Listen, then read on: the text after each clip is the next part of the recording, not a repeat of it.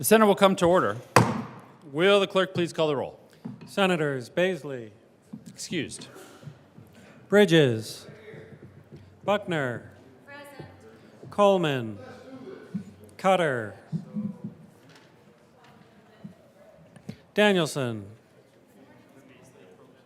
Exum, Fields, Gardner, Janal, Gonzalez, Hanson, Hinrichsen, Huckes Lewis, Kirkmeyer,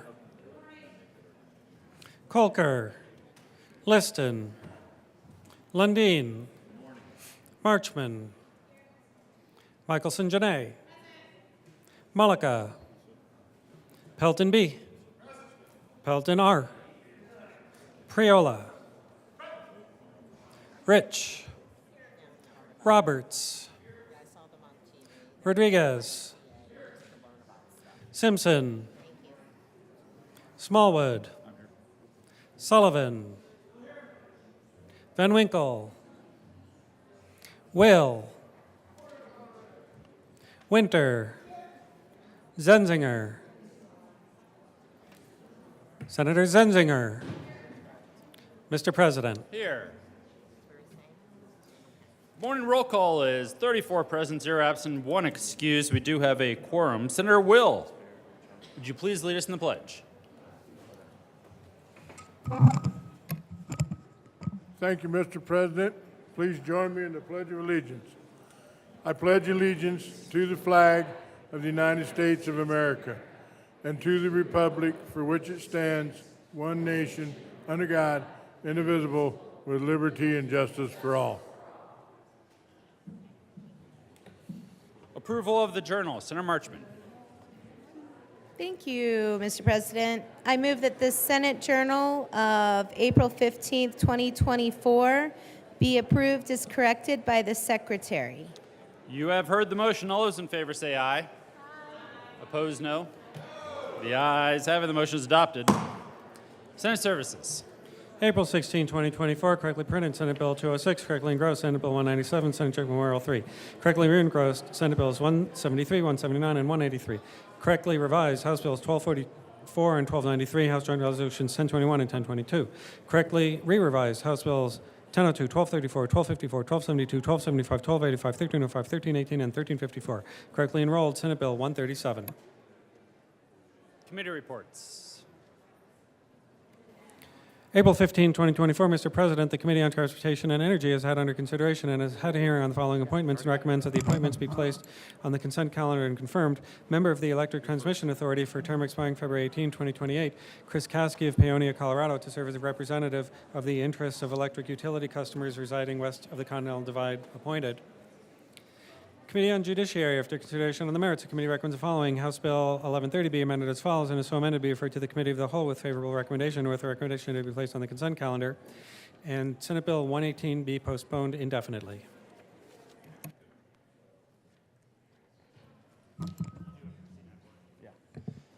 Members.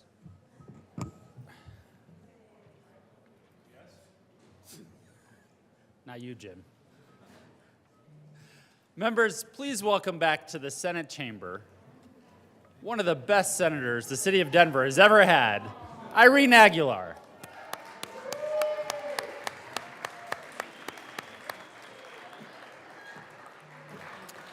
And we usually don't recognize members from the lower chamber, but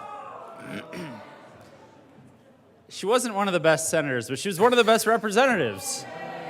From Denver, Susan Lontine. Welcome back. Mr. Majority Leader. Thank you, Mr. President. I move that the Senate proceed out of order for a few moments of personal privilege. The motion is for the Senate to proceed out of order for a few moments of personal privilege. All those in favor say aye. Aye. Opposed, no. The ayes have it, and the Senate will proceed out of order for moments of personal privilege, and the two senators at the well will each be fined $1 for wearing a hat. I know it's costing us. It's In costing breaking us big money. the hat rule. It's so worth it. Very It'll good. cost you $1, but Thank you. Senator Thank you. Liston. Thank you, Mr. President. I do ask your forbearance and a moment of personal privilege. granted. Members, it's my pleasure to announce that today is the annual golf day at the Capitol, therefore the hat. The golf industry contributes $1.7 billion annually to the state's economy, employing over 19,400 jobs, good jobs, I might add, careers. Colorado has 236 golf courses, 76% which are public, and they maintain over 33,000 acres of green space that supports wildlife habitats. The positive impacts of golf to the state are very, very evident and will continue to grow. And today, my good colleague has some introductions. Senator Smallwood. Thank you, Mr. President. I request a moment of personal privilege. Granted. Thank you. As good senator from El Paso County mentioned, we have representatives from the Colorado Golf Coalition here today. They include members of the Colorado Golf Association, the Rocky Mountain Golf Course Superintendents Association, the Club Managers Association of America, the Colorado section of the PGA, and the National Golf Course Owners Association. If you could please stand up. And members, please help me welcome our guests to the chamber today. Thank you, Mr. President. Thank you, Mr. President. Mr. Minority Leader. Thank you very much, Mr. President. I request a moment of personal privilege. Granted. Thank you. Colleagues, if you've ever wandered out on a golf course, perhaps to seek a long walk, spoiled or unspoiled, and sensed that wonderful, cool sensation around you, colleagues, you have experienced carbon capture. All that grass is sucking carbon out of the atmosphere and making our small blue-green orb that much more beautiful and sustained. I encourage the good folks from the golf industry for what they do to help us manage a healthy climate on this beautiful planet we share together. Thank you, Mr. President. Senator Priola. Thank you, Mr. President. And to the good senator from Monument, I think it's also carbon capture when your ball goes into the lake.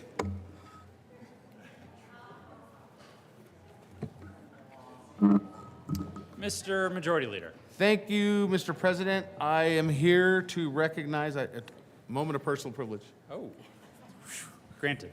Thank you. I'm here to recognize my predecessor, the good Senator Aguilar from Denver, and the Representative Lontine from Denver, both part of the districts I represent.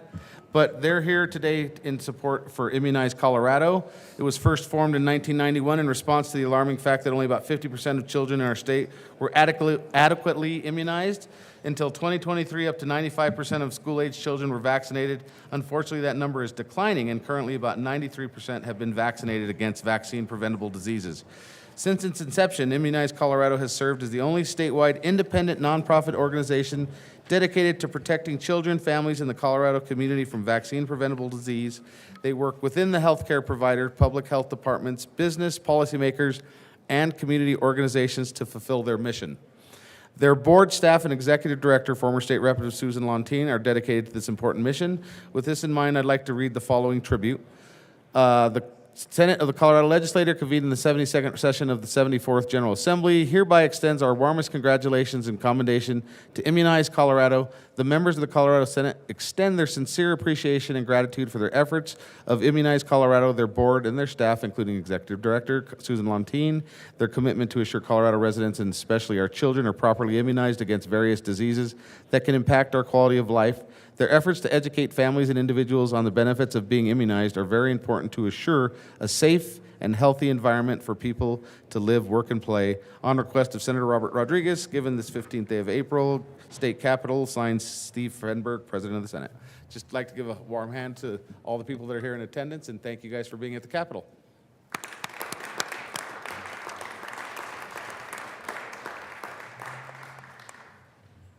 Senator Fields. Good morning, Mr. President and colleagues. I'd like to request a moment of personal privilege. Granted. Members, I'm excited to join with my colleagues here to welcome the Colorado Families for Vaccines. They're a statewide parent-led advocacy group working towards a state where everyone is immunized.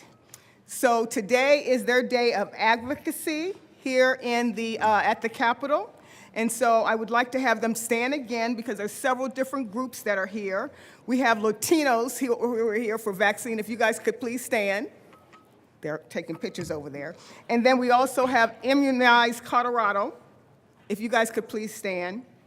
These are support groups that really are spreading the word about real information, factual information, to advocate for a long history of vaccines and their contributions to public health. I just want to thank you for all you do. We appreciate your time and your effort and your passion on this matter. Thank you.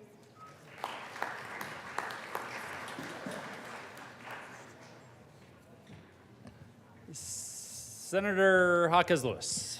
Thank you, Mr. President. May we request a moment of personal privilege? Granted. Thank you. Today is the inaugural Women's Empowerment Day at the Capitol, hosted by the YMCA. Sorry, I really blew that one. The YWCA. Thank you, Senator. Thank you, Senator.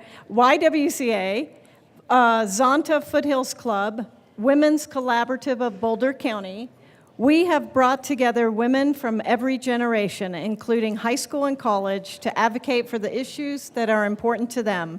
It is also providing the opportunity for them to learn more about the legislative process and how they can be leaders in our community.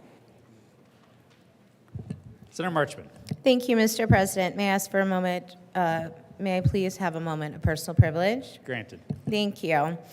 So these ladies will be here today. It's great to see them.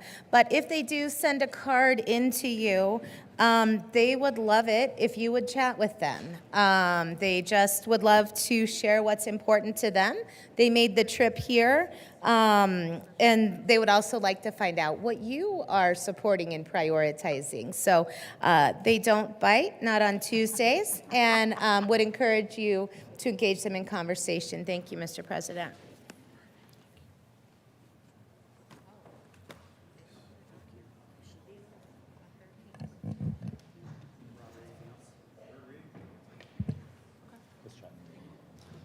Third reading of bills. Final passage. Will the clerk please read the title to House Bill 1259? House Bill 1259 by Representatives Brown and Weissman and Senator Cutter concerning price gouging and housing rental prices during a declared disaster. Senator Cutter. Thank you, Mr. President. I move House Bill 24-1259 on third reading and final passage. Is there any discussion? See none. The motion before the body is the adoption of House Bill 1259. Are there any no votes? Senators Van Winkle, Will, Rich, Gardner, Minority Leader Lundin, Smallwood, Liston, Simpson, Pelton B, Pelton R, Sullivan, Zenzinger, Janal, and Kirkmeyer. I just made an assumption there. With a vote of 20 ayes, 14 no, 0 absent, 1 excused, House Bill 1259 is passed. Co-sponsors. Senators Henriksen, Kolker, Gonzalez, Cutter. It's your bill, Senator. Winter, Hawkes Lewis, Michelson Janae, Buckner, Exum.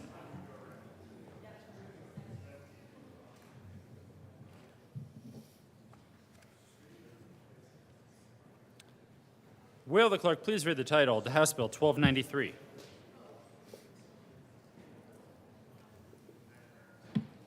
House Bill 1293 by Representative Clifford and Senator Kolker concerning voluntary payroll deductions for state employees. Senator Kolker.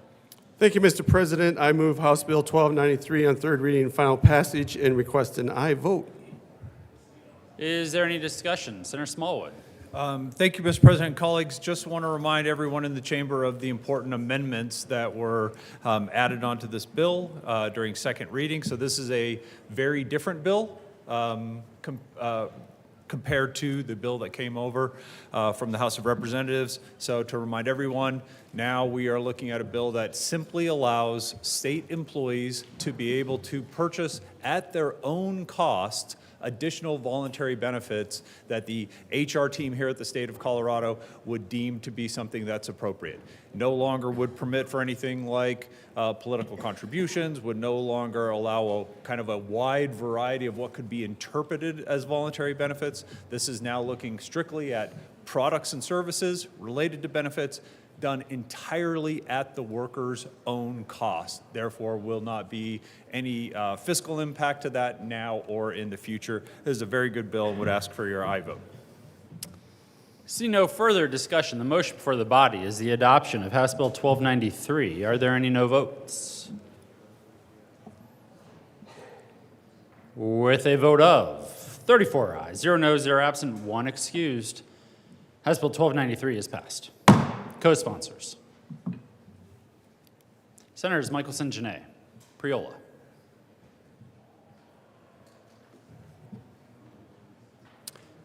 Majority Leader Rodriguez. Will the clerk please read the title to House Bill 1244? House Bill 1244 by Representatives Winter, T. and Snyder, and Senators Michelson, Janay, and Gardner, concerning the circumstances under which an autopsy report prepared in connection with the death of a minor may be released to certain parties. Senator Gardner. Thank you, Mr. President. I move House Bill 1244 on third reading and final passage. Is there any discussion? Seeing none, the motion before the body is the adoption of House Bill 1244. Are there any no votes? With a vote of 34 ayes, 0 noes, 0 absent, 1 excused, House Bill 1244 is adopted. Co-sponsors: Senators Marchman, Gonzalez, Minority Leader Lundin, Priola, Janal, Smallwood, Kirkmeyer, Liston, Cutter, Buckner,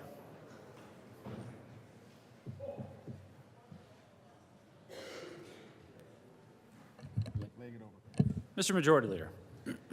Thank you, Mr. President. I move to lay over Senate Bill 197 one day until Wednesday, April the 17th.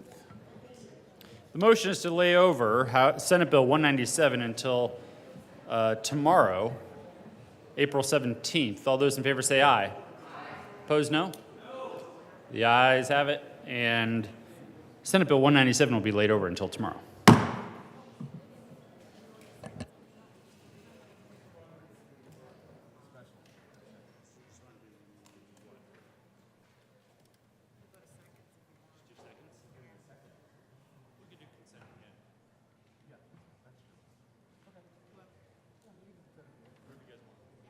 Do I have to make a motion? Julie, we're going into seconds. Mr. Majority Leader. Thank you, Mr. President. I move to proceed out of order to take up general orders, second readings of bills. The motion is that the Senate proceed out of order to take up general orders, second reading of bills. All those in favor say aye. Opposed, no? The ayes have it, and the Senate will now proceed out of order. General orders, second reading of bills. Senator Gonzalez. Thank you, Mr. Chair. I move that the Senate resolve itself into the Committee of the Whole for the consideration of general orders, second reading of bills. You have heard the motion. All those in favor say aye. Aye. Opposed, no? The ayes have it, and the motion is adopted. The Senate will resolve itself into the Committee of the Whole for the consideration of the general orders, second reading of bills, and Senator Gonzalez will take the chair.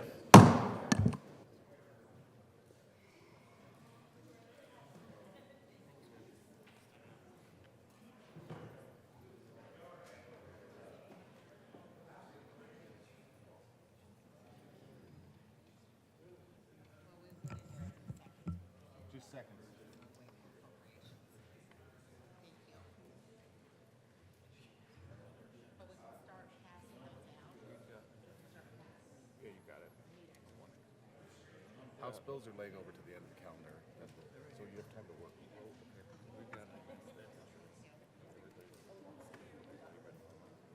Okay, we can lay it over. I'll talk with you. Let me get us started.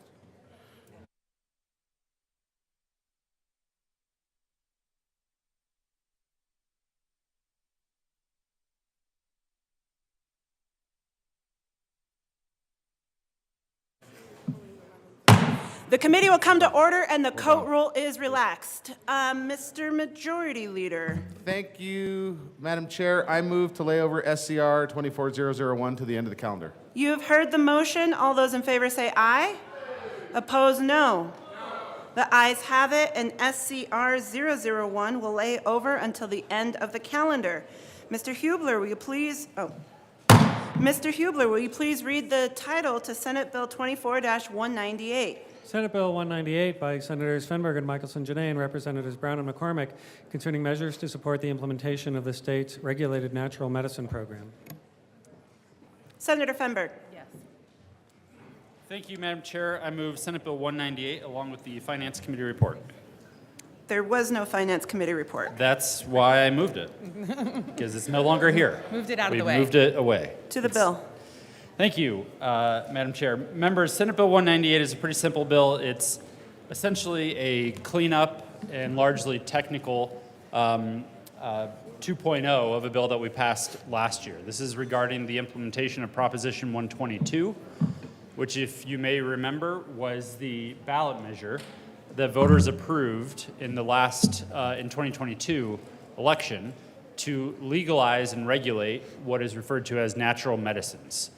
These are different types of substances that are shown lately to be very promising for treating behavioral health issues, addiction issues, and other aspects in medicine today. This bill simply clarifies and cleans up a few of the pieces that needed to be fixed based on stakeholding and rulemaking processes and discussing with community folks, specifically around the training and education requirements for a facilitator, for some clarification around testing of the substances and allowing them to be co-located in other testing facilities, and a few other pieces that largely came out of the process that was done based on the bill from last year. We think this is a natural next step. There are no major policy changes in here, and simply further allows the state of Colorado to implement the will of the voters from Proposition 122. Thank you, Senator Fenberg. Senator Michelson-Janay. Thank you, Madam Chair. And I would just add some of the technical corrections are as simple as changing the spelling of it wasn't psilocybin, it was psilocin. Changing the spelling of psilocin throughout. But for me, what was most important as a parent is the educational components and understanding that we'll have people who are well-trained according to the will of the voters. I urge an aye vote. Is there further discussion on Senate Bill 198? Senator Van Winkle. Thank you, Madam Chair. And this is, of course, something that was legalized by the voters of Colorado. Here's to the steps still. Legalized by the voters of Colorado, so it is a legal substance in the state of Colorado. And last year, a bill was passed, I think by perhaps the same bill sponsors. That was something I supported because what it did is it put a legal framework around it. I do have an amendment, and my sincere apologies to the bill sponsors for not being able to get to you this morning. It kind of snuck up on me, so my apologies. But let me, first move the amendment, or let me present the amendment. And make sure that you guys get one. There's an amendment at the desk. Mr. Hubler, will you please read L001 to 198? L001 amendment, printed bill, page 8, line Senator 17, Van strike. Winkle. Thank you, Madam Chair, and I move L001. To the amendment. Thank you, Madam Chair. And what this would do, this is actually something that comes from marijuana law, which is one thing that we had in the marijuana space for a long time is a legal ambiguity that had to be defined in a little more specificity with the bill that passed, I don't know if it was a year or two ago, But what it did is it made sure that the Department of Revenue, which I think they always had from the very beginning of marijuana regulation, but it wasn't clear in statute, the ability to embargo and destroy a product that had become contaminated, was perhaps found to be unsafe or even poisonous. And this is talking, again, with the marijuana products, the THC products, because they, of course, can become infected with different diseases or bacteria or molds or whatever. And in the marijuana space, we actually did have to pass a bill a year or two ago that just made sure that Department of Revenue and Marijuana Enforcement Division had full authority to embargo and destroy. So what this amendment does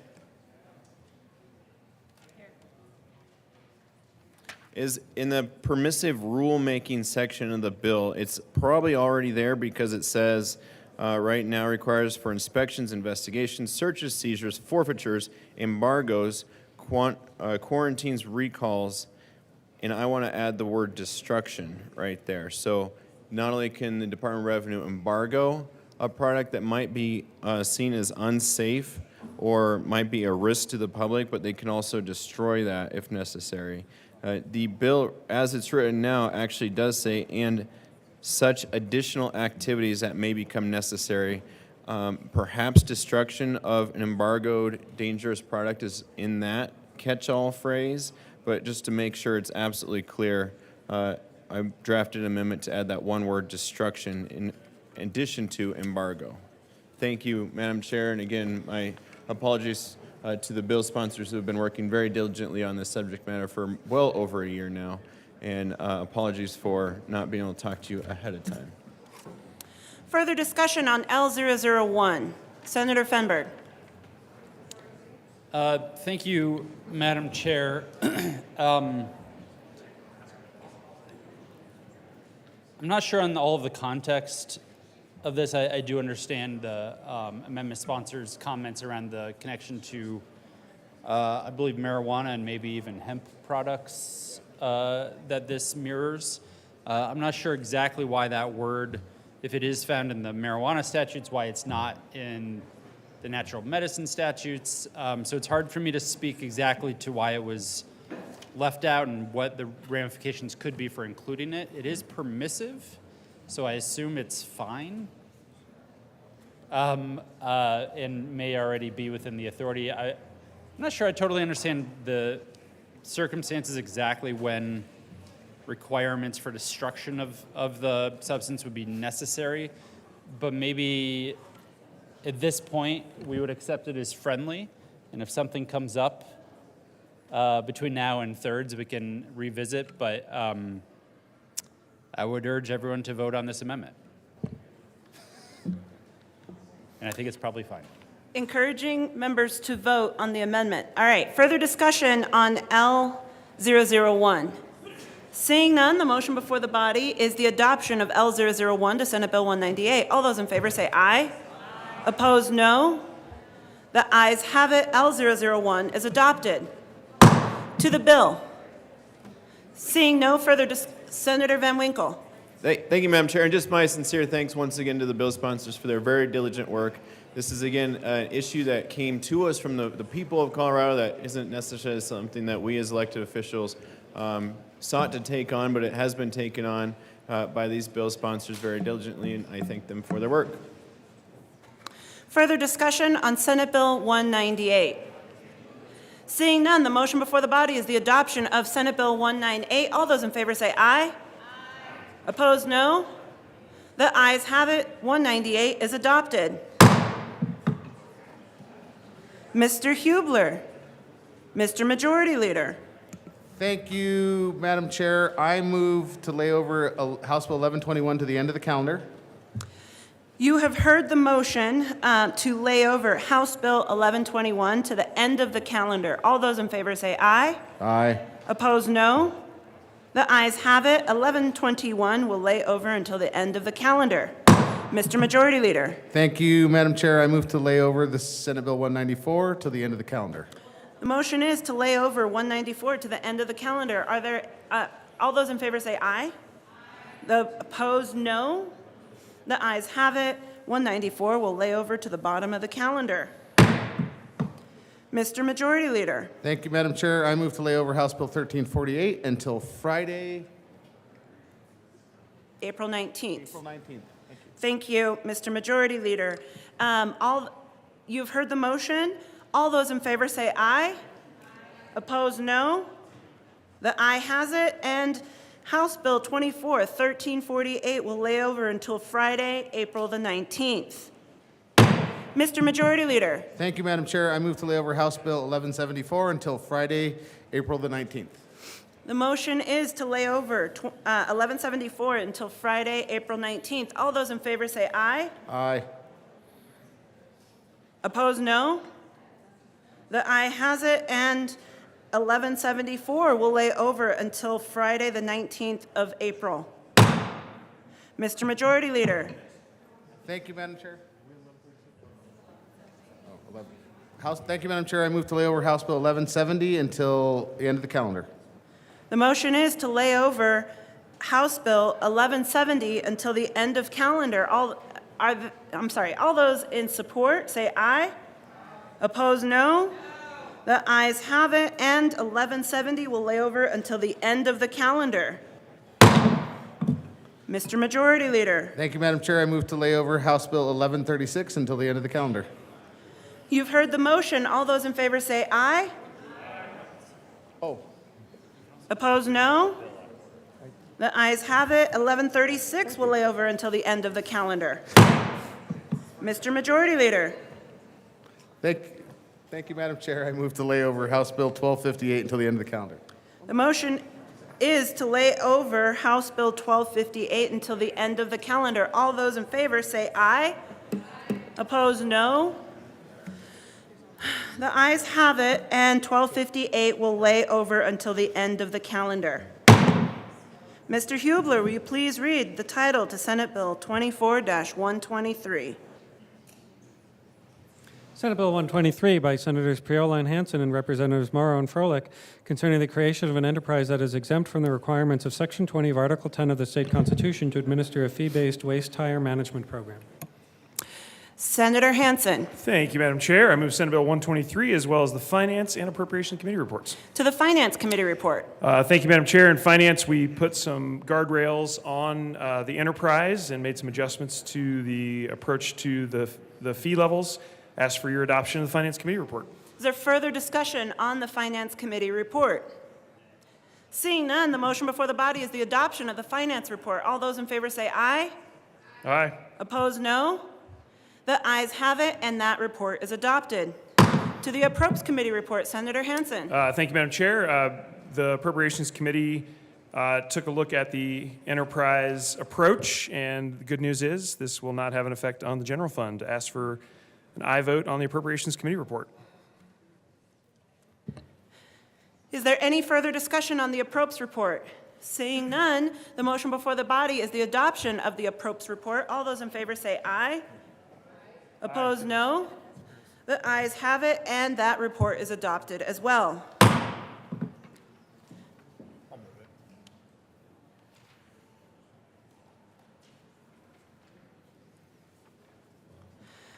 Mr. Hubler, there is an amendment at the desk. Would you please read L008 to 123? L008 amendment. Senator Priola. Thank you, Madam Chair. Members, I move L008 to Senate Bill 123. To the amendment. Members, this is an improvement to the bill brought by the good senator from Weld County that ensures transparency as well as annual budget pursuant to Section 1H. I ask for an aye vote. Is there further discussion? Senator Kirkmeyer. Thank you, Madam Chair. I just want to thank the good senators from Denver and from Henderson for accepting this amendment. Again, as it was stated, L008 is to help ensure transparency and accountability with regard to our enterprises. So what it does is it requires that an annual budget is adopted in accordance and very similar to what happens at local governments. So that means by December 15th of every year that this enterprise will adopt a budget, and they'll have public hearing with regard to it. And then the enterprise shall provide a copy of the adopted budget to Legislative Council staff, the Joint Budget Committee, no later than 30 days after it's adopted, and they will also post it on their public website. So again, appreciate your assistance with this and ask for an aye vote. Further discussion on the amendment. Senator Hansen. No, just also wanted to echo my thanks, Madam Chair. Appreciate L8. It's something we'll keep in mind as we look at past and future enterprises and really urge an adoption of L8. Seeing no further discussion, the motion before the body is the adoption of L008 to Senate Bill 123. All those in favor say aye. Aye. Opposed, no. The ayes have it. L008 is adopted. To the bill, Senator Priola. Thank you, Madam Chair. First, I want to just thank all of the stakeholders and the many hours of work that's been put into this piece of legislation, prior session, during session. I think it hits the mark, and we're happy to send it over the House.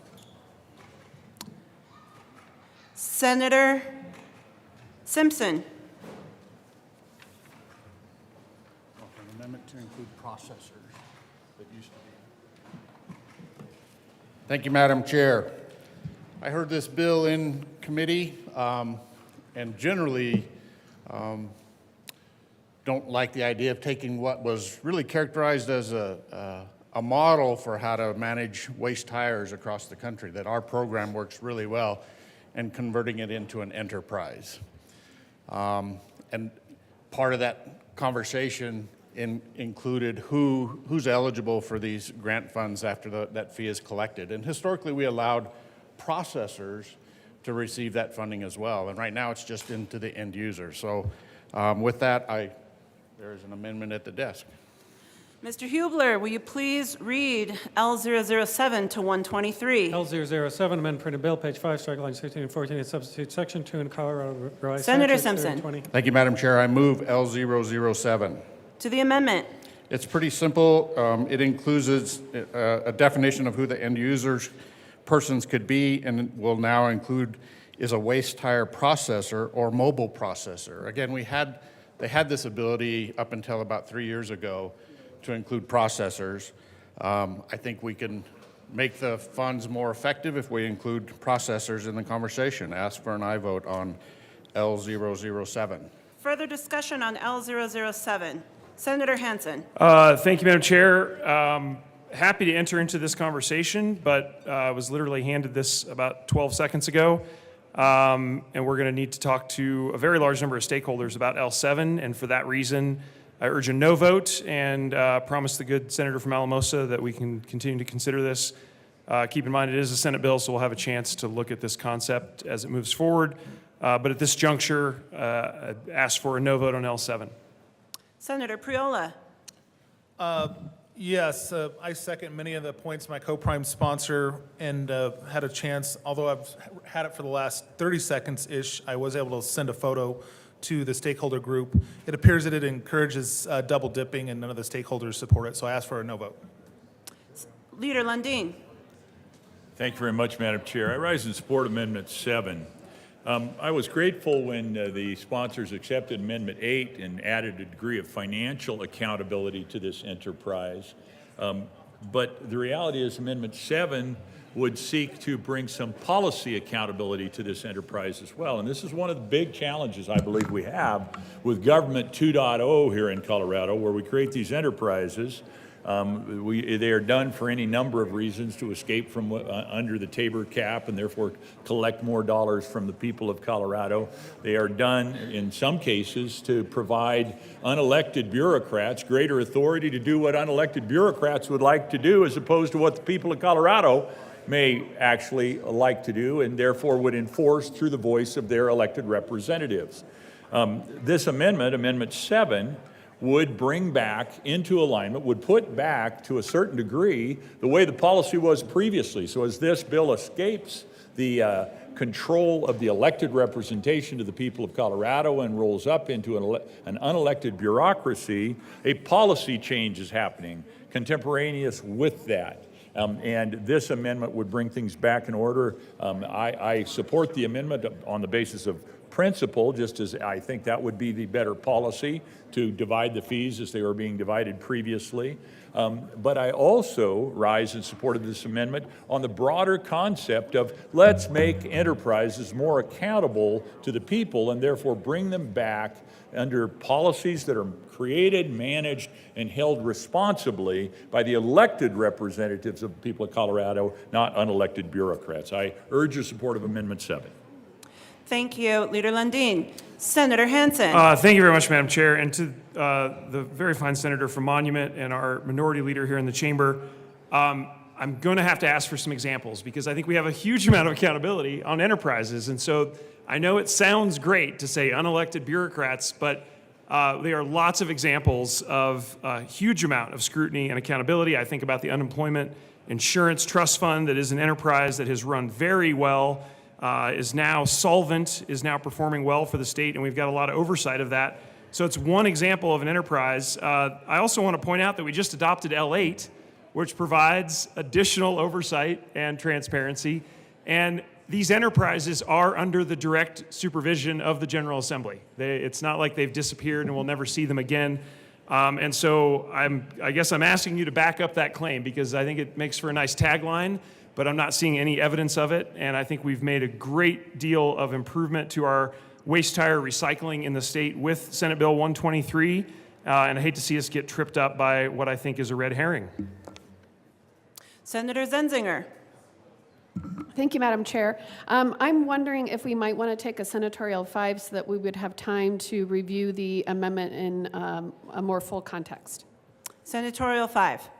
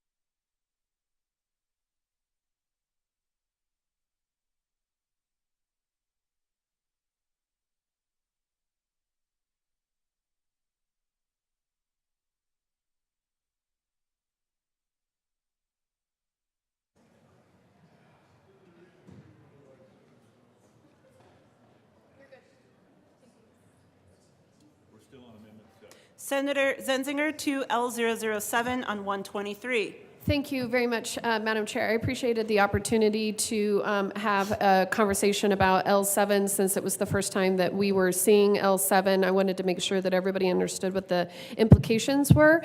And while I understand the motivations of the good senator from Alamosa, I would have to agree with the sponsors that perhaps this is not the right solution. So I would encourage a no vote.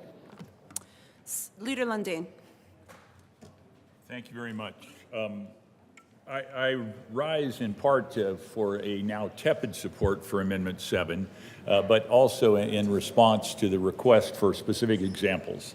Alas, I have no specific examples in this moment. I only offer up the principle that elected representatives who hear from individuals via email on a daily basis, who have town halls to engage with, in-person conversations around policy, and who carry those experiences back into this chamber, have a different connection to the making of an application of policy than do unelected bureaucrats, individuals who are insulated from emails. They may still get them, and they may, in the goodness of their heart, feel a need to respond to these emails. They would probably call them stakeholders, individuals who are subject to their authority and either tyranny or munificence as an unelected bureaucrat in the area that they may hold authority and power over. So although I have no examples with regard to this particular enterprise, because it is a new and blooming enterprise, I can only point to the principle of the challenges that may be. Now, as we get headed down the road, I will find and bring in response actual answers to where there is a disconnect, where policy decisions are being made, isolated from, and without regard to, or without appropriate regard, I would say, to the voice of the people. Now, I want to be really clear. This Amendment 7 that we're talking about is with regard to the split of the, when you have your tires taken off your vehicle and traded in, you pay a fee. You pay 55 cents a tire, $2.20 for a set of tires on your vehicle. The split was changed not by the enterprise, but by virtue of authority of this General Assembly in 2019. And that is the reason my support for Amendment 7 has gone from vigorous to tepid.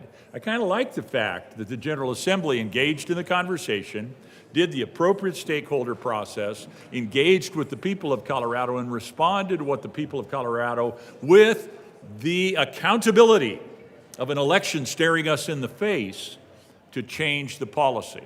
And so I would prefer that all the elements of government have that particular degree of accountability, an election staring the policymaker in the face, because that election is the moment where the people of Colorado's voice is most clear and their authority is heard with most certainty.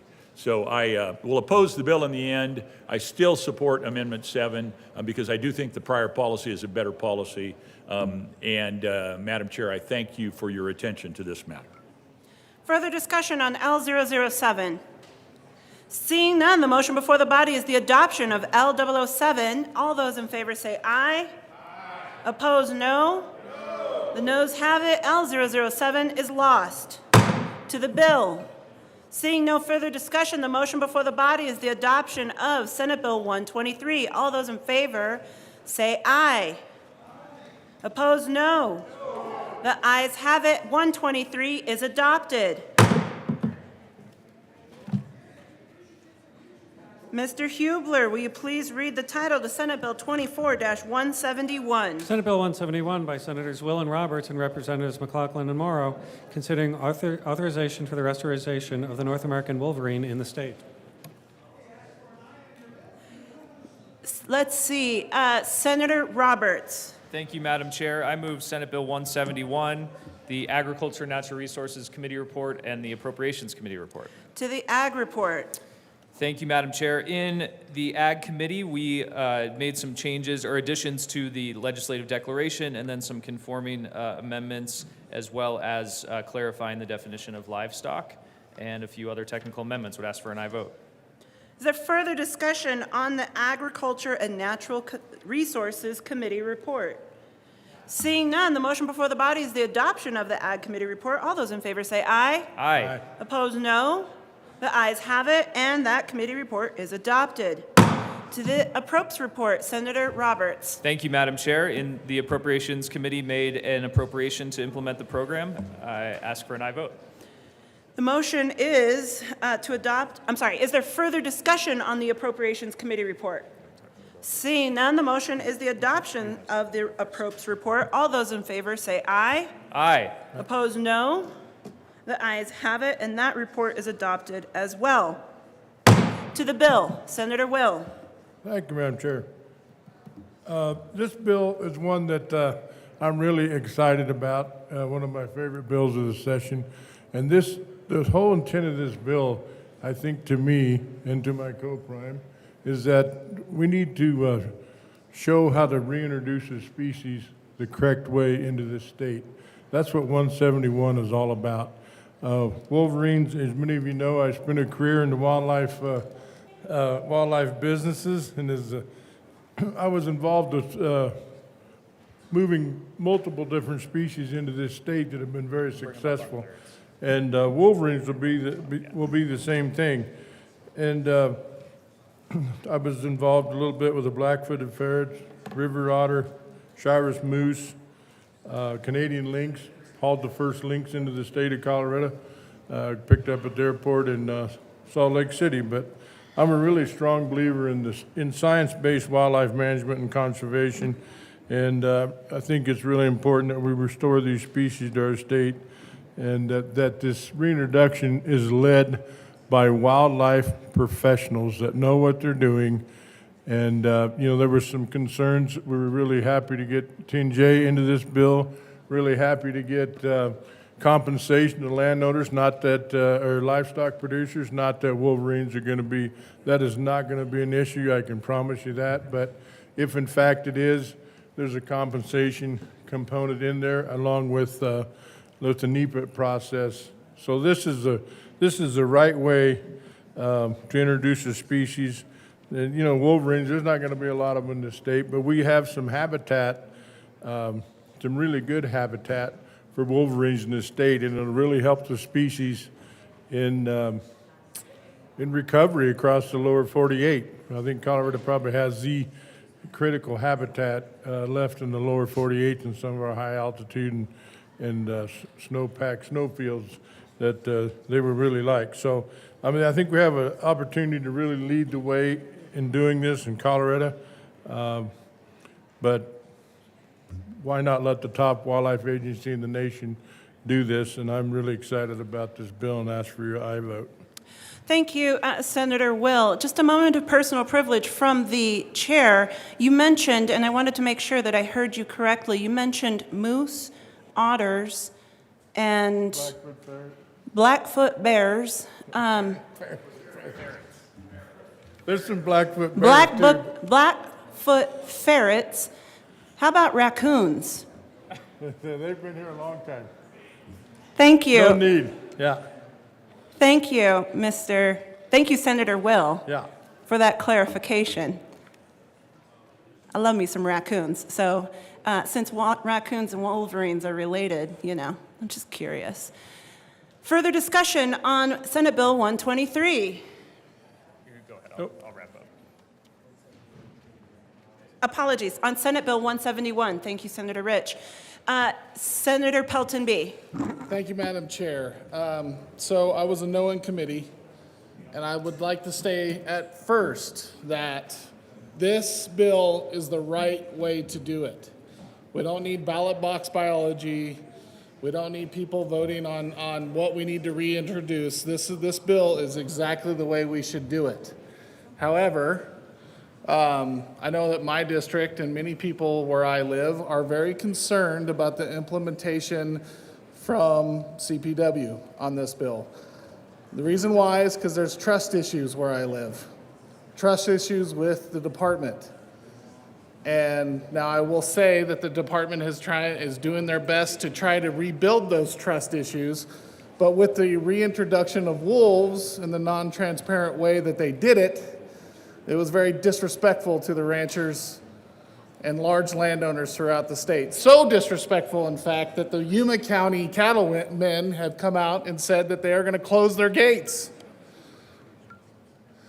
That's what's going on. I'm going to be a no on this bill again today, but I ask for the rest of you to be a no as well, not because this is not the right, this is the correct way to do it, but this is not the way that CPW should act with transparency. Frustrated, continually to be frustrated with this and the way the department has acted. So I understand that there's going to be a lot of people out there that like wolverines, which I don't disagree. Wolverines are probably a good species, but I just have issues with the way the department has acted in the past with reintroductions of different species. So I ask for a no vote on the bill. Further discussion, Senator Pelton R. Thank you, Madam Chair. I also was a no vote in committee. You know, this maybe is the right way to go about it, but I'd just assume that the ballot and even this body not be involved. Just let CPW do it. That being said, I'll echo all the words my second cousin, the good Sterling, senator from Sterling. You know, there has been a big rift now after reintroduction of the wolves with CPW and the landowners. So there's going to have to be a lot of mending fences, you know, before people are comfortable with it again. You know, maybe there should have been a bill ran to change the name of the Wolverine because it just sounds too much like wolf. But with that, I will be a no on this bill. You know, everybody loves raccoons. Leader Lundin.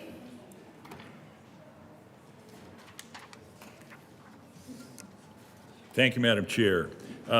We have some concerns. Concerns are not nearly as great around wolverines as they are around wolves with regard to depredation and threats to livestock. In my experience, wolverines probably create a greater threat to livestock by digging inopportune location burrows, and livestock run across them, trip, and injure themselves. But nonetheless, the bill does and acknowledge, and this amendment that one day might fall out of the sky, and I'll speak to and Great. move on. Leader, there is an amendment at the desk. Thank you. Mr. Hubler, will you please read L004 to Senate Bill 171? L004, amend printed bill, page 6, after line 5. Senator insert. Lundin. Thank you very much, Madam Chair. I move Amendment 4 to Senate Bill 171. To the amendment. What this would do is, colleagues, you remember earlier this year, we kind of rejiggered the cash funds with regard to snowmobile licensing and registration fees. This would take $300,000 out of those cash funds that are accumulating through that additional effort to collect dollars that this chamber passed. And it would provide support, additional support, that is already written into the bill, Senate Bill 171, to deal with any potential livestock depredation. This would just provide additional funds. So this is one of those moments where you have the opportunity to take some cash funds, put them in a place that needs a little bit of financial reinforcement on a policy that we all hold dear, which is protecting livestock owners here in Colorado. And the bill acknowledges that. I want to call that out. And this would provide some additional cash. So cash with regard to that effort, I urge your support of Amendment L004. Further discussion on L004. Senator Roberts. Thank you, Madam Chair, and thank you to the Minority Leader for the amendment. I do appreciate the sentiment and the goals of the amendment, but respectfully, I don't think it is necessary. And as the Minority Leader noted, there is language in the bill already that says if the department decides to come up with a plan to reintroduce wolverines in Colorado, the commission, the CPW commission, shall adopt rules providing for payment of fair compensation to owners of livestock. So it's already going to be a requirement in the bill. It points to the Wildlife Cash Fund, which is a healthy fund that is refilled every year and can be refilled even more through the budget process. And so we do believe there is adequate funding within that fund. As the good senator from Newcastle noted earlier, livestock depredation is rare to non-existent with wolverines. I think the testimony in committee was in the lower 48, at least over the since 1980, there's been 2 depredations of livestock, and both of them sheep, not cattle. And both, I think, were sheep that had wandered well off from their herd and were basically abandoned for quite some time. So it is incredibly rare. It is very unlikely to happen. If for some reason we need more money in the Wildlife Cash Fund for depredations, I will be the first one at the Joint Budget Committee or running a bill to make sure that that happens. But we do think the funds are adequate enough as they are right now. And so we respectfully ask for a no vote on L004. Senator Will. Thank you, and I'll mirror those comments. It's not going to be needed. I don't disagree with the amendment that might be a great way if we needed to fund something like this, but with the Wildlife Cash Fund, it's just not necessary. I don't disagree with the thought process here at all, but it's just not needed, so I'd ask for a no vote. Further discussion on L004? Seeing none, the motion before the body is the adoption of L004 to Senate Bill 171. All those in favor say aye. Opposed, no. The noes have it. L004 is lost. Further discussion on 171. Seeing none, the motion before the body is the adoption of Senate Bill 171. All those in favor say aye. Aye. Opposed, no. The ayes have it, and 171 is adopted. Mr. Hubler, Mr. Majority Leader.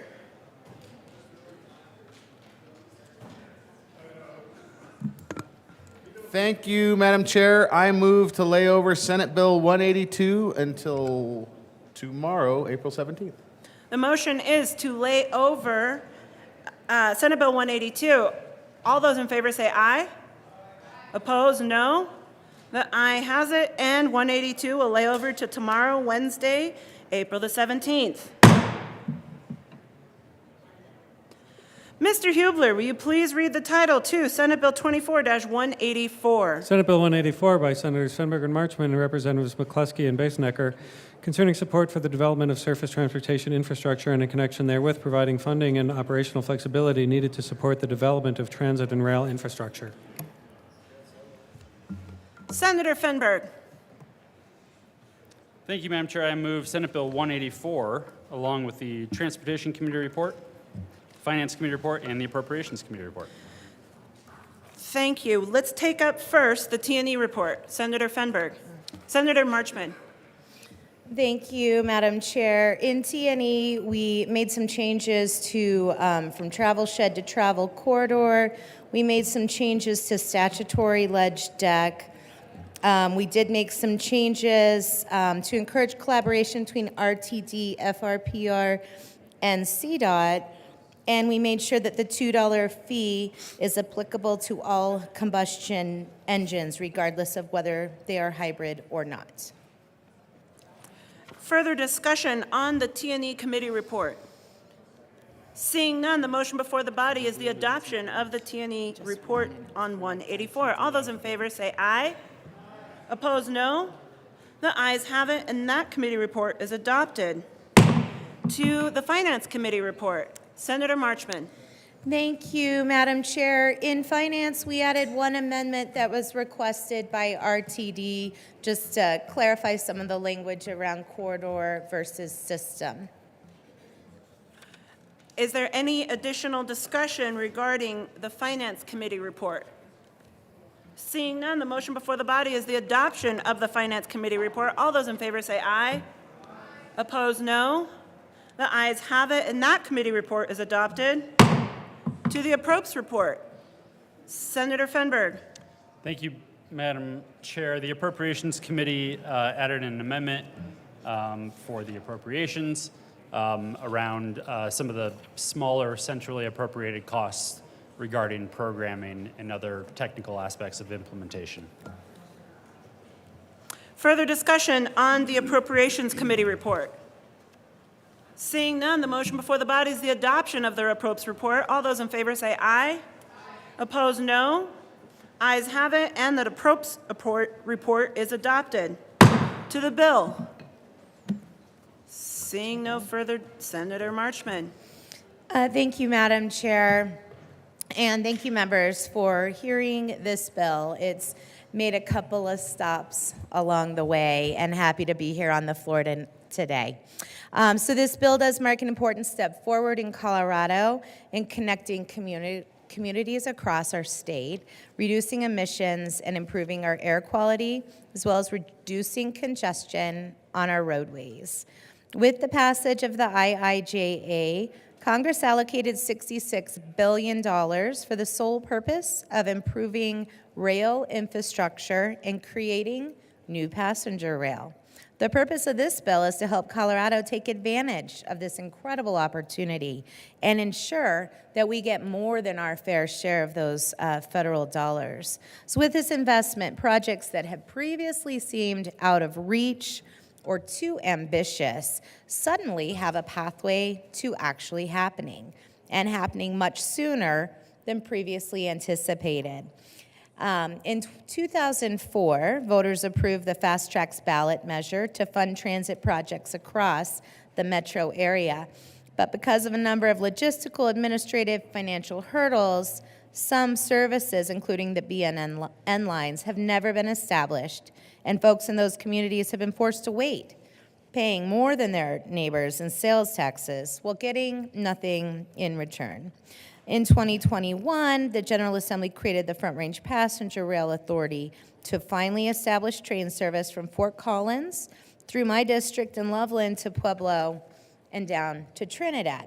And now with the ability of these new federal funds, the availability, we suddenly find ourselves on the verge of making this long-held dream a reality.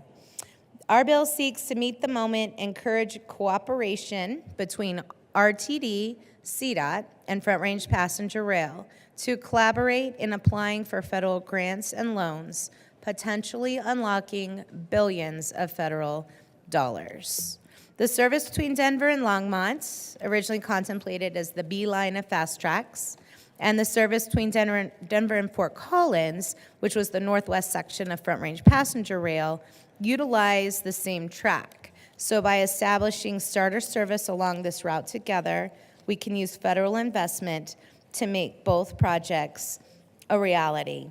Our bill seeks to encourage collaboration while also giving CDOT, Front Range, and RTD flexibility to do what they need to get the money that we need. We are intentionally trying not to be overly prescriptive, but instead want us all to think creatively about how to compete for federal investment dollars and put these important projects back on track. I urge your aye vote on SB 184. Further discussion, Senator Fenberg. Thank you, Madam Chair. Members, this is a bill that is sort of a continuation of a lot of the work that has been done in the state over the last several years. This isn't the first time we've had a debate about transportation investments and sources for ongoing funding. This also isn't the first time we've talked about transportation systems like Front Range Rail. These have been conversations that have been ongoing for many years. And I see this as just simply one of the next steps. It's not the final step, but it is building upon work that many other folks have done leading up to this moment. So the Front Range Passenger Rail District. This was something that this legislature passed and created a couple of years ago. They've been doing a lot of work to prepare themselves to make sure that when the time comes that we can implement a successful, an efficient, a fast passenger train system, as my co-prime said, from Fort Collins all the way down to Pueblo and hopefully beyond. It's an incredibly important economic driver for our state. It's important for connecting our communities, and it's important for making sure that workers that have put their blood, sweat, and tears into the railroad system, that there's sort of a new phase of what rail is going to look like in Colorado. It's also important for our transportation system, for our air quality issues, for making sure that everybody has options and ways to get around our state. As my co-prime mentioned, we have been dreaming of some of these big investments and projects for years. Only recently, because of the passage of the federal infrastructure law, the bipartisan law that passed recently, have these projects started to come into focus as being something that could be a reality. And that's what this bill is about, is helping turn those big projects, those big visionary goals into reality. We also know that this didn't come out of nowhere. We've been working on these projects and making sure we're well prepared. But of course, the federal funding very much helps, and it helps us be in a better place to get these projects off the ground once and for all. I do want to mention, though, that this bill isn't just about a train. It's not just about the passenger system that one day will go from Fort Collins to Pueblo. It's also about other big transit investment projects, like the Mountain Rail system, something that some of you have maybe taken partway to take the ski train during the winter. The coal plants that are closing up in Craig and Hayden mean that that rail line will no longer have much freight on it. It's incredibly important for these communities to ensure that we still have a functioning train system. And it can play an incredibly important role in transporting people to our world-class mountain resorts. That is also a project that's contemplated to potentially receive funding and get financed in the years to come because of this bill. Another aspect that this bill contemplates is what we're referring to as bus staying 2.0. Now, a lot of communities, especially outside of the Front Range, don't have robust transit systems like maybe we do here along the Front Range. Bus staying and Outrider and snow staying, these are our CDOT-run programs that can help connect communities that otherwise wouldn't have transit options to be connected. So this is truly statewide. We're not talking about just one community or just the communities along the Front Range passenger rail route. We're also not just talking about the mountain communities that will get mountain rail. We're talking about the entire state. I also want to mention, though, even though we will continue to talk about these exciting projects, this bill does not earmark money for anything in particular. Everything that will receive funding, that will be financed because of this bill, has to prove itself. It has to have a service development plan. It has to have feasibility studies. It has to be the right investment at the right time. This bill is about ongoing support for transit. 20 years from now, those might be very different projects than what we're visioning right now. And I think that's good, because we need to have ongoing investments to truly have a statewide 21st century transportation system. We do have a handful of amendments, and I'm sure that there will be others from other folks in this chamber as well. We're looking forward to the debate and discussion along the way. We do have one amendment to get us started, though, that we would like to offer before we get into some of the other ones. There is an amendment at the desk. Mr. Hubler, will you please read L51 to 184? L51, amend the transportation. Senator Fenberg. Thank you, Madam Chair. I move L51. To the amendment.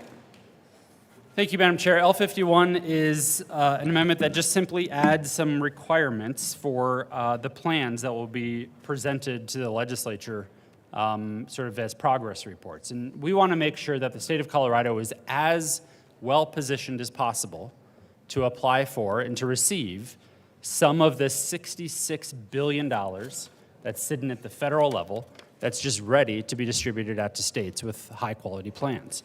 So this requires some reporting to ensure that we are as prepared as possible, that we're in a good position to receive this funding. Much of this includes how we are going to prove to the federal government that we can meet the requirements and the standards, whether it's for labor requirements or climate requirements or other planning processes to ensure that we're as positioned as possible to be a high-quality applicant that can receive these funds for the state of Colorado. Additional discussion regarding L51 to 184. Seeing none, the motion before the body is the adoption of L51. All those in favor say aye. Aye. Opposed, no.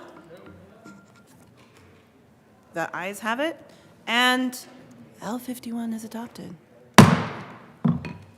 Further discussion. Senator Liston. Thank you, Madam Chair. Members, I greatly appreciate the fact what the good senators from Longmont and Boulder are attempting to do with the front rail system and trying to expand it. But I rise in opposition, and I'll tell you why. You know, they were talking up here about it's their dream and it's their idea of the rail system and so forth. Well, if we want a good example of why we shouldn't be doing it, we just have to look a few hundred miles to the west out in California, where they have been attempting to put in their rail system from Central California down to the LA area. That project started some, I don't know, 10, 12 years ago. And it was promised that it would be completed by now, or approximately by now. It is tens of billions of dollars over budget. Tens of billions of dollars over budget. It still isn't completed. They've had problems after problems. And I don't think we need to emulate what's going on in California. I think a lot of us feel that we don't want to be like California.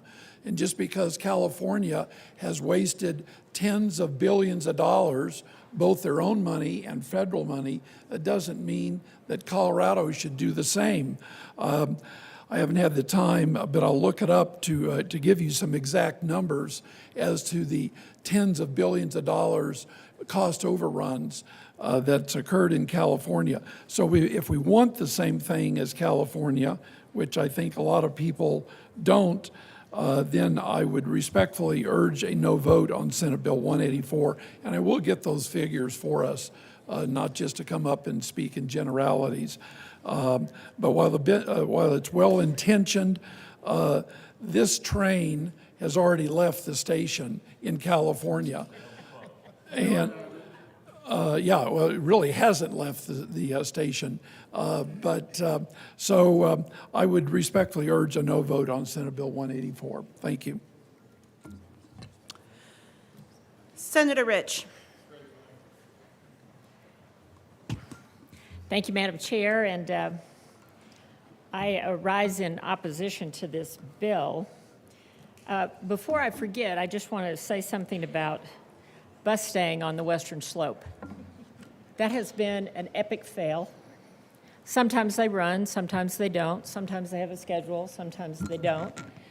It's not something that Western Colorado can actually depend on. But let me just talk to the bill now. This bill expands the scope of the high-performance transportation enterprise.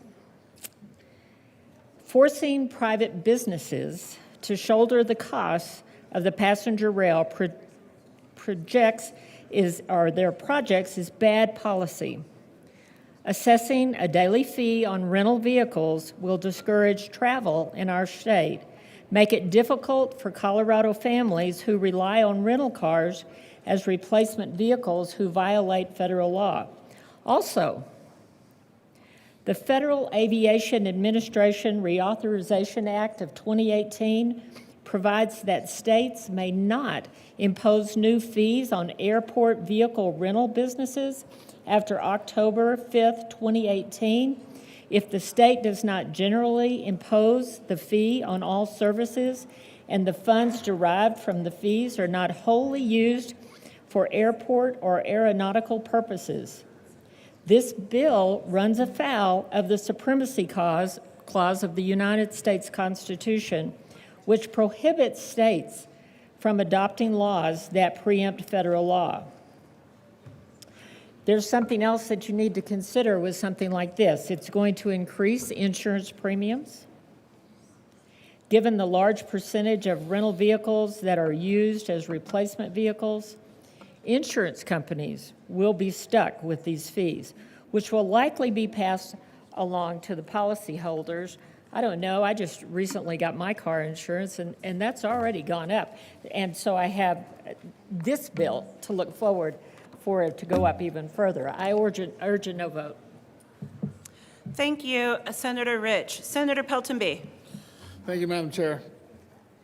So I sit on the Transportation Committee, and I've already a lot of my amendments that I'll be running today, the president has already seen, because I'm going to rerun them today. I think they're really good amendments. But what I'd like to do is I'd like to talk to about, on the bill, we get a letter from the National Consumers League from Washington, D.C.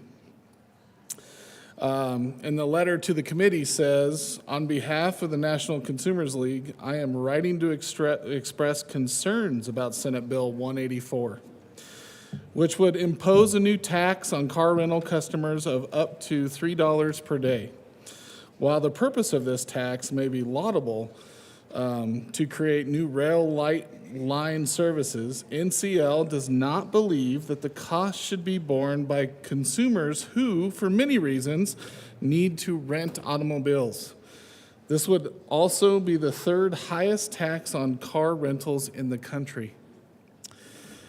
A common misconception about the taxes on the car rentals is that the overwhelmingly majority of these taxes are paid by tourists or businesses flush with cash.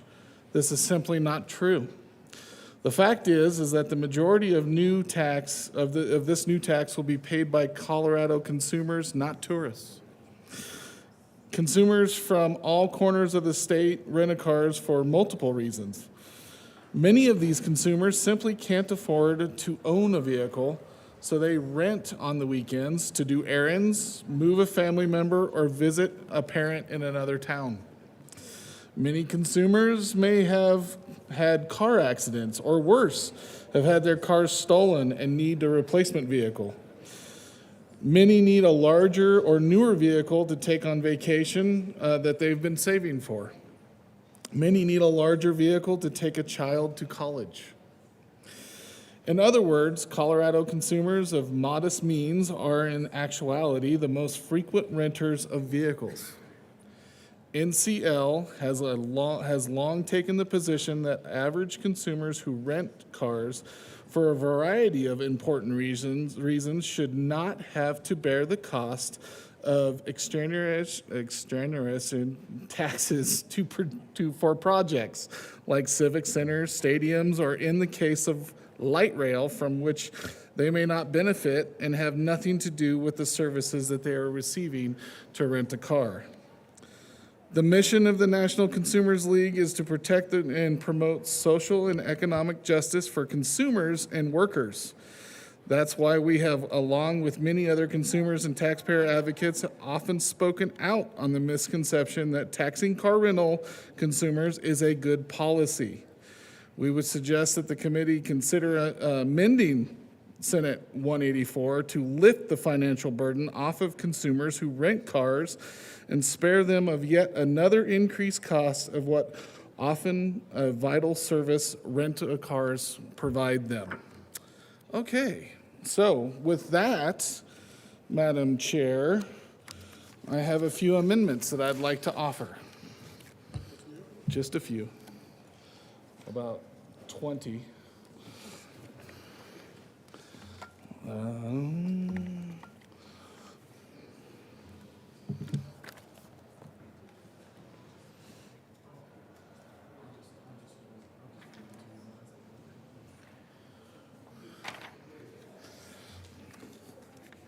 There's an amendment at the desk. Mr. Hubler, will you please read L48 to Senate Bill 184? L48, amend printed bill, Senator page 32. Peltonby. Thank you, Madam Chair. I move L048 to Senate Bill 184. To the amendment. So what L048 does is it's soliciting the opinion of the Attorney General. This amendment ensures that we're not breaking any federal law by assessing the congestion impact fee. At first glance, the congestion impact fee appears to be preempted by federal law, which stipulates that states may not impose new fees on airport vehicle rental businesses if the state does not generally impose the fee on all services and the funds derived from the fees are not wholly used for the airport aeronautical purposes. The bill, as currently written, contains no provision to limit the fees collected from the airport-based rentals for use in the airport-related infrastructure projects. Further discussion I ask for an aye vote. on L48. Senator Fenberg. Thank you, Madam Chair. We urge a no vote on this amendment. I find it curious that the preamble into the amendment was that all kinds of people rent cars, not just people at airports. But then the reason for this amendment is because of federal preemption that you can't put a tax on airports that isn't generally applied to others. So which is it? Is this a specific airport tax and therefore preempted? Or is this a tax on the working people of Colorado that are not at the airport? It can't really be both and still claim that it's preempted, because the federal law refers to taxes that are not generally applied outside of the airport setting. And this is. This isn't just for airport cars, this is for all rental cars, like we heard. So we would urge a no vote on this. We don't think that this is a normal or good practice to say that our bills, our legislation only passes or only goes into effect once the Attorney General has issued a formal opinion. Once a law passes, if someone wants to litigate it, they can. But I don't think we need to make our actions contingent on an Attorney General issuing a formal opinion. I urge a no vote. Further discussion on L48. Senator Gardner. Thank you, Madam Chair. Well, L48 raises an interesting and serious question about whether Senate Bill 184 is permissible under federal law. Now, I'm not saying it's unconstitutional. I am saying that it is prohibited by federal law. And the Supremacy Clause says that the federal government, particularly in areas of interstate commerce, the law is supreme, because Congress certainly has the authority to regulate interstate commerce activities, which this undoubtedly is. Now, what's the issue here? Well, the issue is that the Federal Aviation Agency Reauthorization Act in 2018 had a provision added to it that states that states and territories may not impose a, quote, levy or collect a tax, fee, or charge that first takes effect after the enactment, that's 2018, upon any business located at a commercial service airport or operating as a permittee of such an airport that is not generally imposed on sales or services by the state, political subdivision, or authority unless wholly utilized for airport or aeronautical purposes. So someone pointed this out to me, and I went and took a look at the FAA Reauthorization Act. And I don't practice on K Street or even 17th Street. I just have a small practice down, used to be on South Tejon in Colorado Springs, just me and my daughter. So we're simple country lawyers, but we can read the federal law. But sometimes it's not altogether clear. And so I went looking for cases that might tell me what the phrase generally imposed on sales or services by that state, political subdivision, or authority. Now, I think the proponents of the bill would argue, well, that rental fee is generally imposed on all rental of automobiles in the state, not just those at the airport, so that's generally imposed. But there's another reading of this, and I confess I've not had the time to go digging into the legislative history of this provision and the discussions in committee, any discussions on the floor in the House or Senate and Congress about what people thought this meant. But certainly one reasonable reading is that we're talking about general sales tax. So it would be one thing if you had a tax on all services or all goods that was imposed, because then you could impose that. But it would be quite another if it's a very specialized tax. By the way, on an industry that has a good part of its segment of rentals at airports. So I think it's the position, I'm just surmising somewhat, the position of the proponents that, well, this is generally imposed on all car rentals, but I'm not sure that's what this says. And what we're doing when we pass Senate Bill 184 is buying a lawsuit. Now, I always tell my clients when they call me up and say, Bob, can I do thus and so? Is it legal to do that? And I say, well, it's not clear. Hadn't been decided. On the one hand, you know, people always want a one-handed lawyer.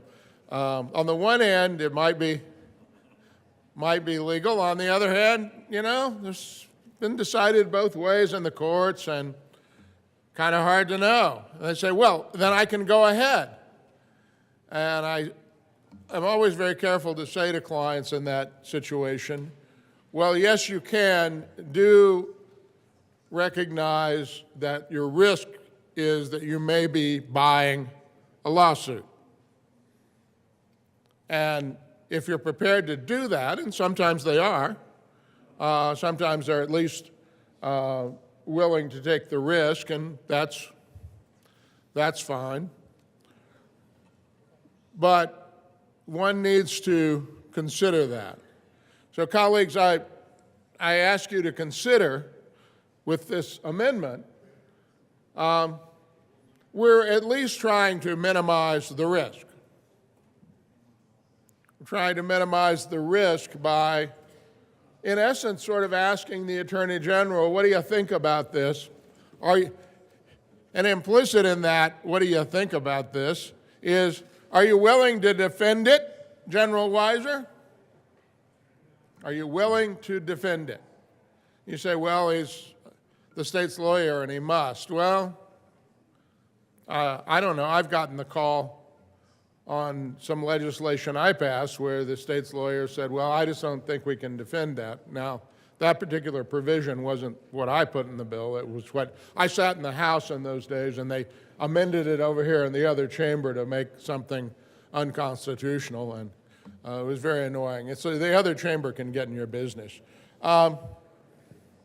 Members, this is an amendment that tries to minimize the risk to us by ensuring that as best we know and as best we can that this will be consistent with federal law. I don't think we can make this issue go away, and I think, though, some would say, oh, no, we're on good ground there. We're on good ground there.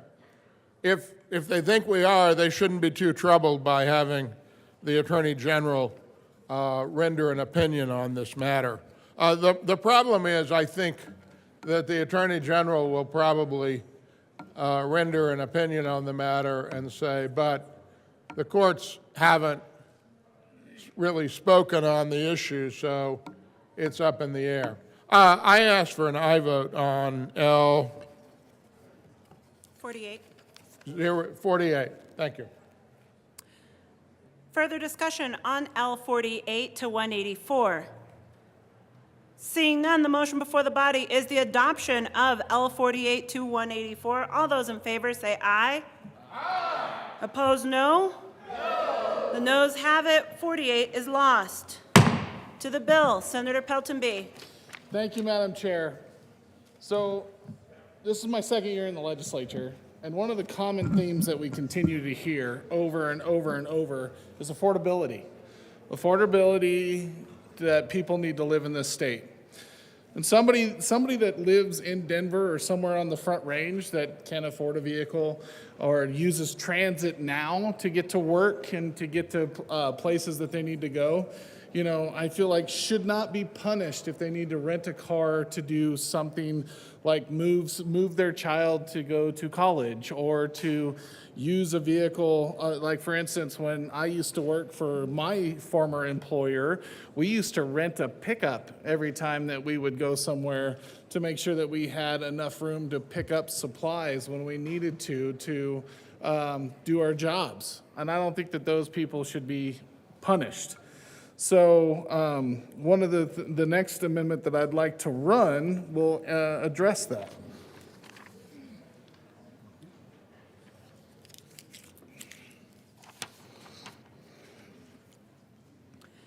There is an amendment at the desk. Mr. Hubler, will you please read L49 to 184? L49 amendment. Senator for the bill. Peltonby. Thank you, Madam Chair. I move Amendment L049 to Senate Bill 184. To the amendment.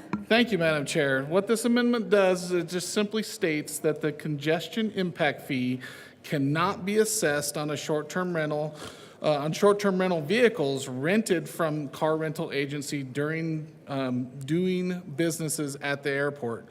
As applied to airport-based rental or car rental companies, the proposed congestion impact fee violates the FAA Reauthorization Act because it states that it would not be generally imposing the congestion impact fee on other services.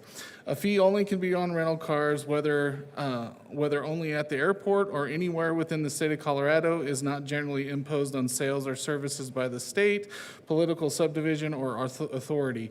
It targets and discriminates against rental cars by singling them out and charging those transactions while excluding nearly every other service. So I ask for an aye vote on this great amendment that would keep it affordable to be able to use rent-a-cars in Colorado. Senator Fenberg. Thank you, Madam Chair. Once again, I find this very curious. So the preamble was, we got to make things more affordable for Coloradans. But the amendment says, so therefore, let's only charge the fee on Coloradans.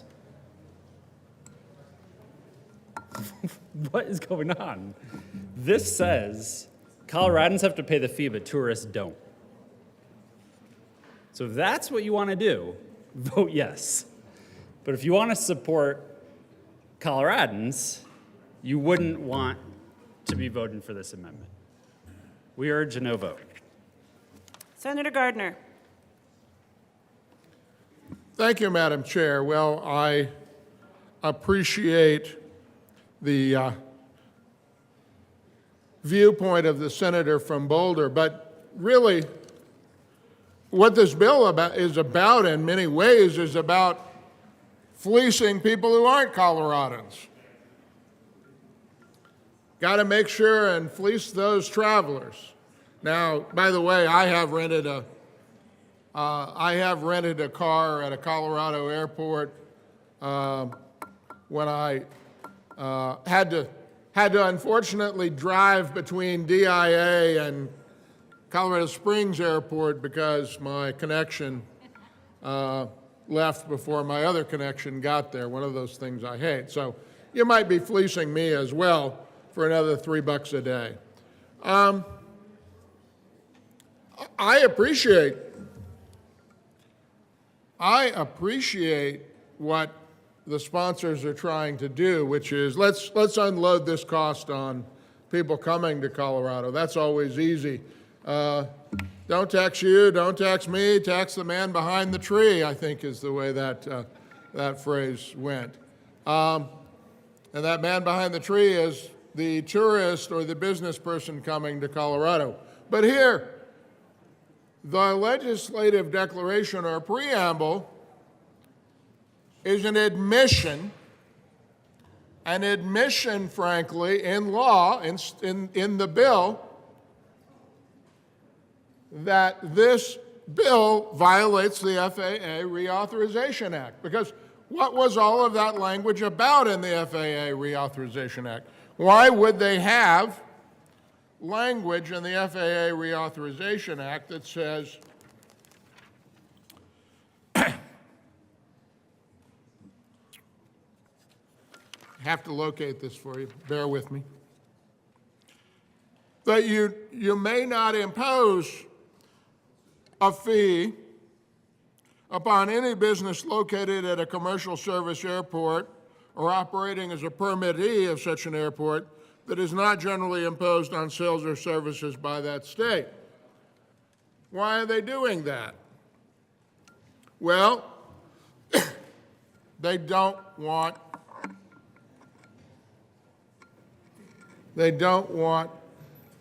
legislatures around the country saying, well, it'll be much easier to pass that tax or that fee, impose that levy, if we impose it on everybody else and not the people who elect us. I mean, I've always had a bit of a problem. I recognize why communities have lodging and car rental taxes and that they use those to raise money for tourism, and I get it. I get it. But you have to be really careful about this stuff, folks. You know, because those people who come to your state for business or tourism, they go to the restaurant, they stay at the hotel. I don't know if you've spent a night in Washington, D.C. any time recently, but when you look at the bottom of your bill, you realize that maybe a third of it is about being hosed by the jurisdiction for being not from there. So what this amendment is about is trying to make this consistent with the FAA Reauthorization Act of let's not violate this legislative, at least legislative policy, that it's, you know, that we're going to collect all that money from the folks who come here. What we're going to do is be an impediment to interstate commerce. And that is something that is frowned upon by the central government, the federal government. Now, I'm not a great champion of the federal government, as you all know, but I am a champion of constitutional principles, and one of them is that we ought to have a free flow of commerce amongst the several states. Well, what we're trying to do with this bill, absent this amendment, is discourage interstate commerce, discourage people from coming here. This amendment would remove that discouragement and what is potentially a violation of the federal statute. I ask for an aye vote. Further discussion to L49 on Senate Bill 184. Seeing none, the motion before the body is the adoption of L49 to SB 184. All those in favor say aye. Aye. Opposed, no. Aye.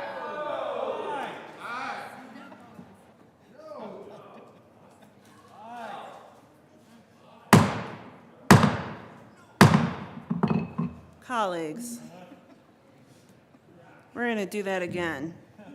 All those in favor of L49 to 184, say aye. Aye. There you go. All those in opposition to L49, say no. No. Thank you. The noes have it, and L49 is lost. To the amendment, I'm sorry, to the bill, Senator Pelton B. Thank you, Madam Chair. Thank you very much. So, since we're not going to do that one, I thought we would revisit another one that talked about in that letter about people who get their cars stolen. Apparently, that happens a lot here in the middle of the state with stolen vehicles. One of the things I worry about when I come up here is I guess an F-150 is something that's stolen quite often. So I'm going to ask for another amendment.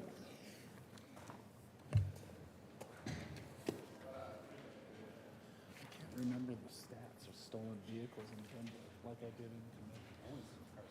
in There is an amendment at the desk. Mr. Hubler, will you please read L50 to 184? L50, amend printed bill, Senator page 26. Pelton-B. Thank you, Madam Chair. I move L50 to Senate Bill 184. To the amendment. Thank you. Roughly 60% of all vehicle rentals are replacement vehicles.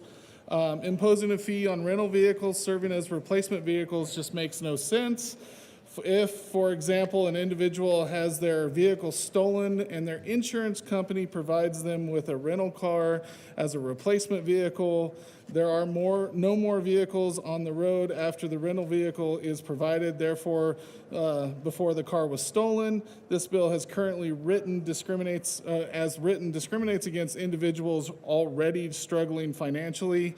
Individuals dealing with a damaged or stolen vehicle have bigger things to worry about. Additionally, this bill would likely drive up the cost of car insurance in the state.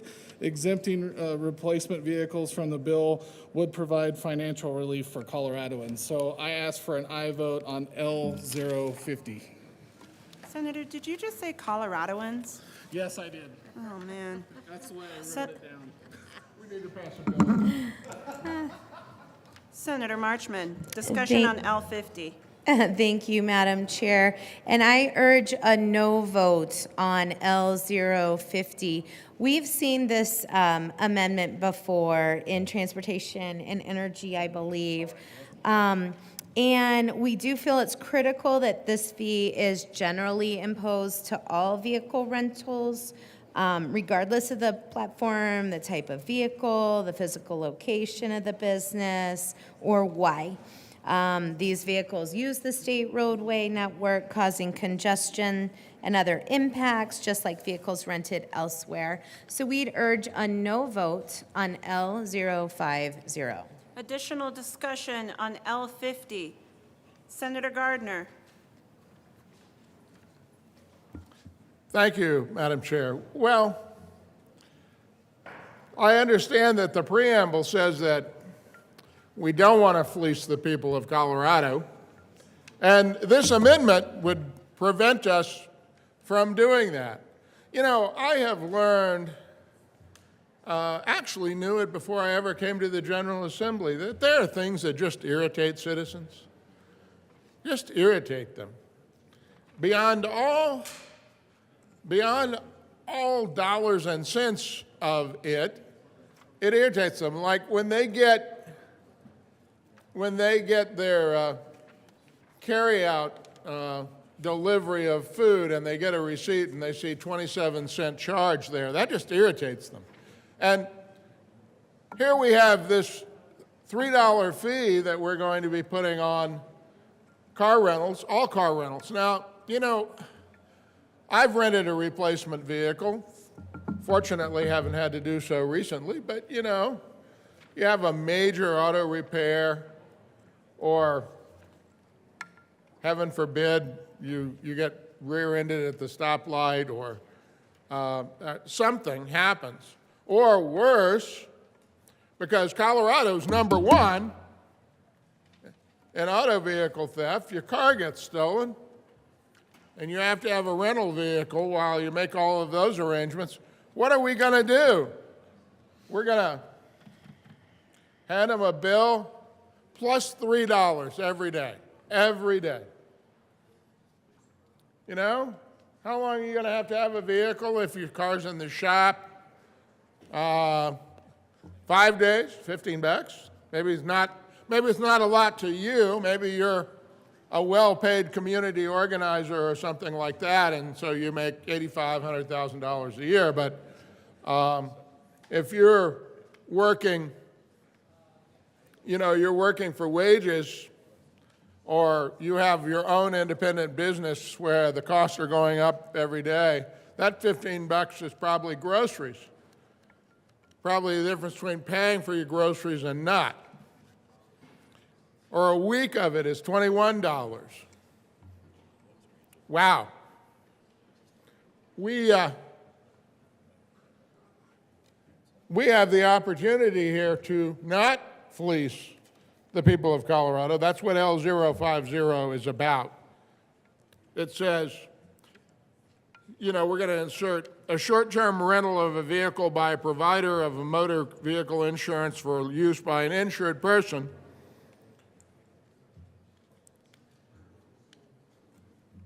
We're at least going to try to keep the auto premiums down. I ask for an aye vote on L050. Further discussion on L50 to 184. Seeing none, the motion before the body is the adoption of L50 to 184. All those in favor say aye. Aye. Opposed, no.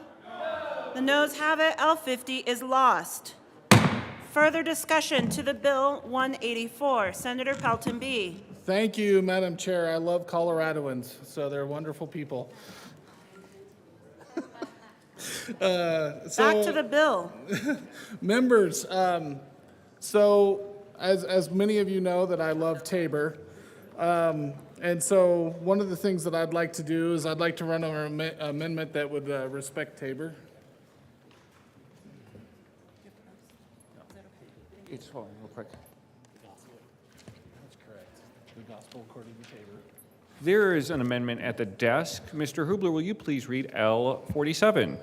L47. Senator Pelton B. Thank you, Mr. Chair. I move L047 to Senate Bill 184. To the amendment.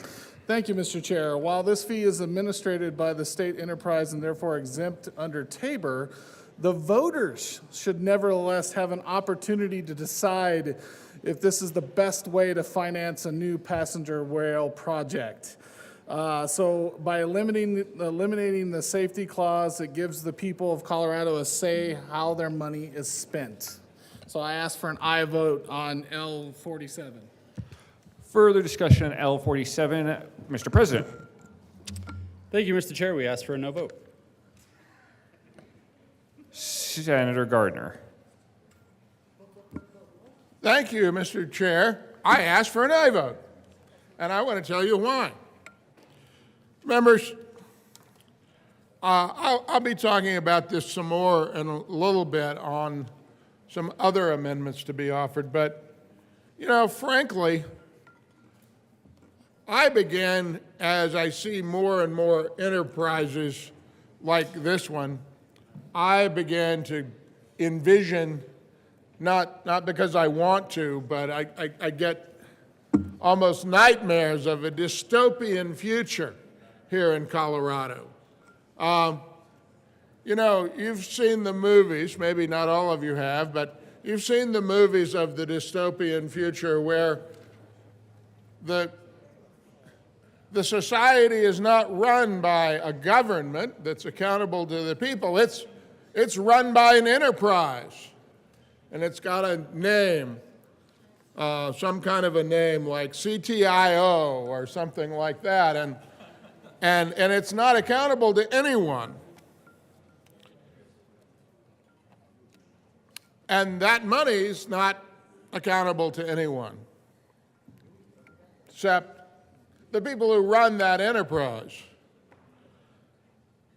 And when I talk to my constituents, they too are concerned about enterprises. In fact, we had a ballot issue not long ago in which the voters attempted to put a limit on enterprises, and then the General Assembly found clever ways to thwart the will of the people. As to the size of enterprises, you break them up, you play games with it. Members, L47 simply says the people should have an opportunity to vote on this enterprise. And the best way, is it going to finance a rail project? Now, I'm thinking they might not think that's a very good idea if we ask them, because the best example of a rail project, the cutting edge of rail projects in America today, is California Light Rail. And as the good, even perhaps the best senator from El Paso County noted down here earlier, that train has left the station. Oh, wait a minute. That train hasn't left the station. There isn't a station. There isn't a train. Members, the people need to vote on this. We need to give them an opportunity to vote on this. This has far-reaching implications. Because I think we'll have a $3 fee today, and I think it'll be a fee on something else tomorrow, and a $5 fee after that. And I think this thing will just grow like Topsy.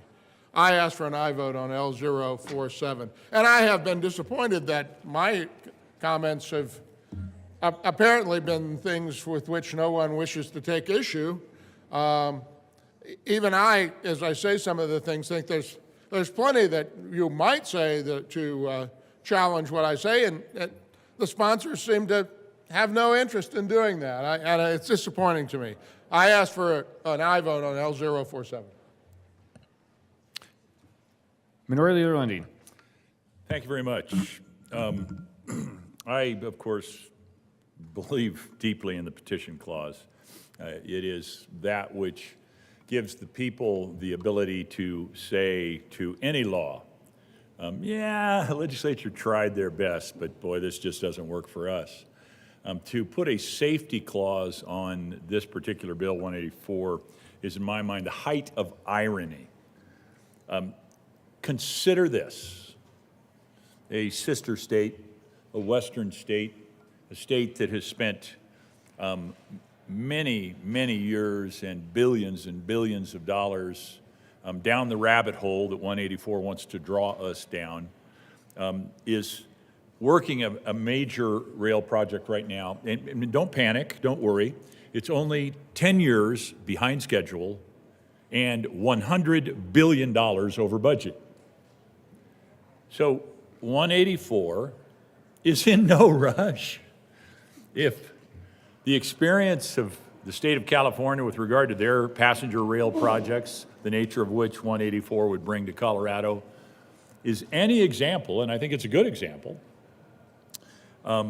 it's going to end up way behind schedule and dramatically over budget, and therefore a safety clause is the least of its concerns.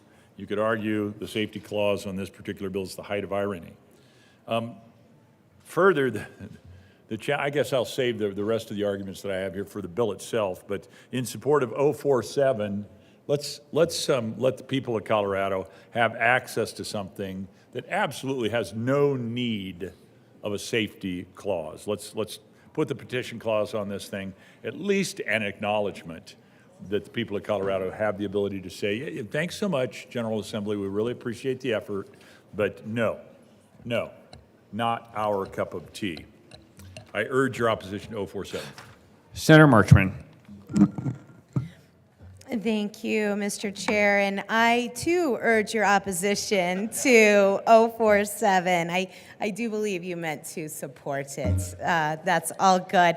But nonetheless, I just want to mention the timeliness. In order for us to get in on these federal funds, we have to act quickly, and that is why there's a safety clause on this bill. I just didn't want to let that go without mentioning that, so I would urge a no vote on L047. Senator Zenzinger. Thank you, Mr. Chair. I would also like to urge a no vote on this amendment. I have sponsored a number of bills relating to rail projects, and the good sponsor from Loveland is correct. The timeliness of this bill is critical. Because if we want to take advantage of the federal funding that we know is out there, that this bill is positioning us for, we need to make sure that we get going on this policy right away.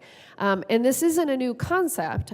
We have approved as a body a number of rail projects through this legislature, and this is a really important step that we are taking today. So I would ask for a no vote on this amendment. Senator Smallwood. Thank you, Mr. Chair. And to my colleagues who are, first of all, I rise in support of the amendment. And to my colleagues who are talking about the federal funds that we're in apparently a race to get, so much of a race that we're going to deny the citizens of Colorado the ability to petition this, would be interested in knowing precisely which federal funds they feel are available, how much those federal funds are, so that we can chat about the reality or non-reality of potentially being in line for those. Senator Marchman. Thank you, Mr. Chair. Just give me 1 second. I'm going to pull up some of the different dollars that we are looking at. So for the state IIJA match, we have $150 million has been appropriated over the last 2 budgets for the executive branch to compete for that. $50 million of it, which can be used for passenger rail. RTD, let's see, you were asking specifically about the federal. There is, DOT has $27 billion available in, for loan capacity for railroad rehab and improvement financing. So not only do we get the capital funding, but we get the operation and management portion as well. And then, of course, the federal programs do require the state match, which is what compels us to speak about L047, which I still hope you'll vote no on. Senator Smallwood. Thank you, Mr. Chair, and I appreciate the answer from the senator from Loveland, although I'm not quite sure that I was doing the arithmetic correctly. Now, to be fair, I did go to school in Kansas, and I'll, be the first to admit that sometimes my basic arithmetic skills don't operate that quickly. But if we're talking about a rail program, 250 miles worth of rail costing somewhere, I would assume, if we're anything like California, to be in the range of 50 or 60 billion. I heard the number 50 million with an M, not with a B. And I also think I heard loans of $27 billion. So my only clarifying question would be, is the state of Colorado, or is the bill contemplating the state of Colorado borrowing $27 billion or any portion of that $27 billion?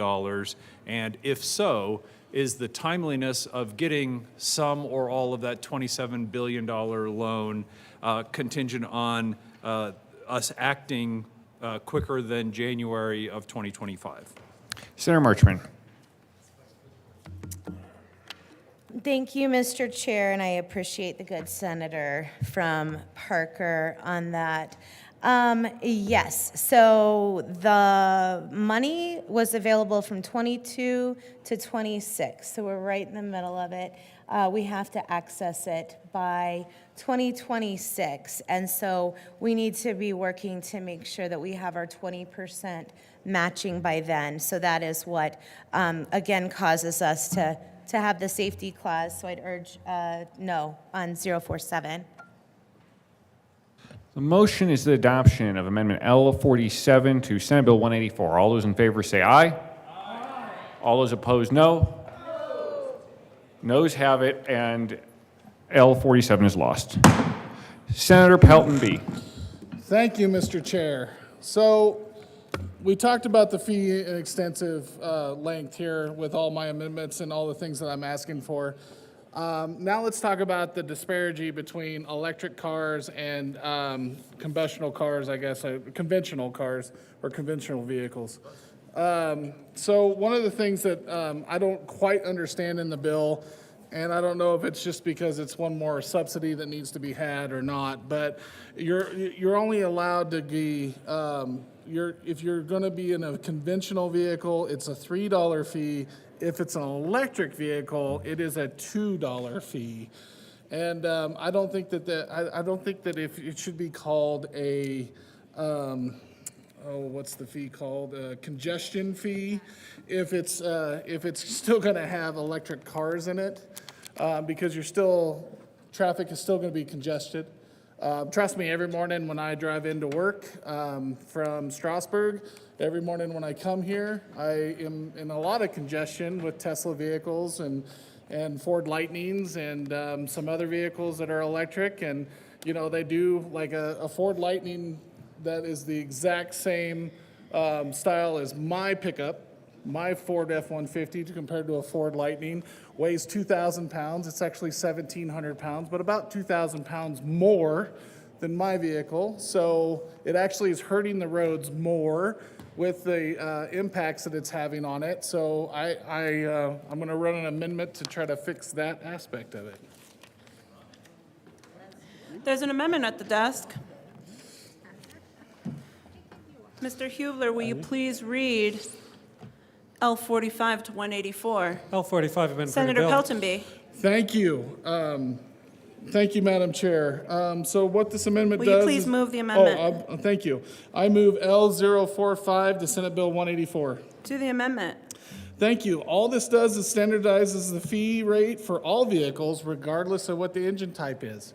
So, you know, in several committees that we heard from over the summertime, when I was on the Transportation Committee during the summer, we heard them, AAA actually come up and call them flying missiles. That's what they called electric cars. So I don't know why that we're changing or making it more or less for electric vehicles instead of conventional vehicles. I think it should be exactly the same. So I ask for an aye vote on L045. Additional discussion, Senator Marchman, followed by Senator Liston. Thank you, Madam Chair, and I rise in opposition to L045. The reason that we have qualified a different rate for electric vehicles is because it's so true, Senator from Sterling, that they are still congesting our roads. They are doing so with far less of greenhouse gas emissions and require less mitigation. So I urge a no vote on L045. Senator Liston. Thank you, Madam Chair. I do have a question of the good senator from, Sterling. I didn't know you first. Sterling. Okay, the good senator from Sterling. Okay, she was right. Northern Peltonia.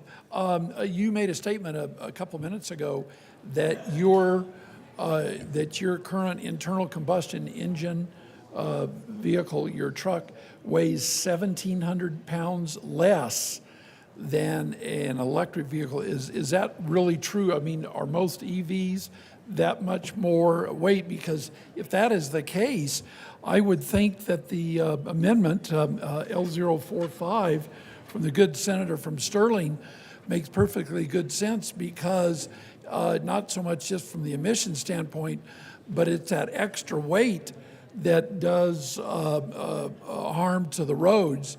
And if it's 1,700 pounds less for an internal combustion engine, and I know a lot of the EVs, I guess, weigh a lot more. So would you clarify that, the good senator? Senator Peltonby, and before you speak, I've been asked to clarify and reaffirm that the coat rule is in fact still relaxed. Senator Peltonby. Thank you, Madam Chair. I thought you were going to make me go get my coat, but thank you. Keep this up, we could.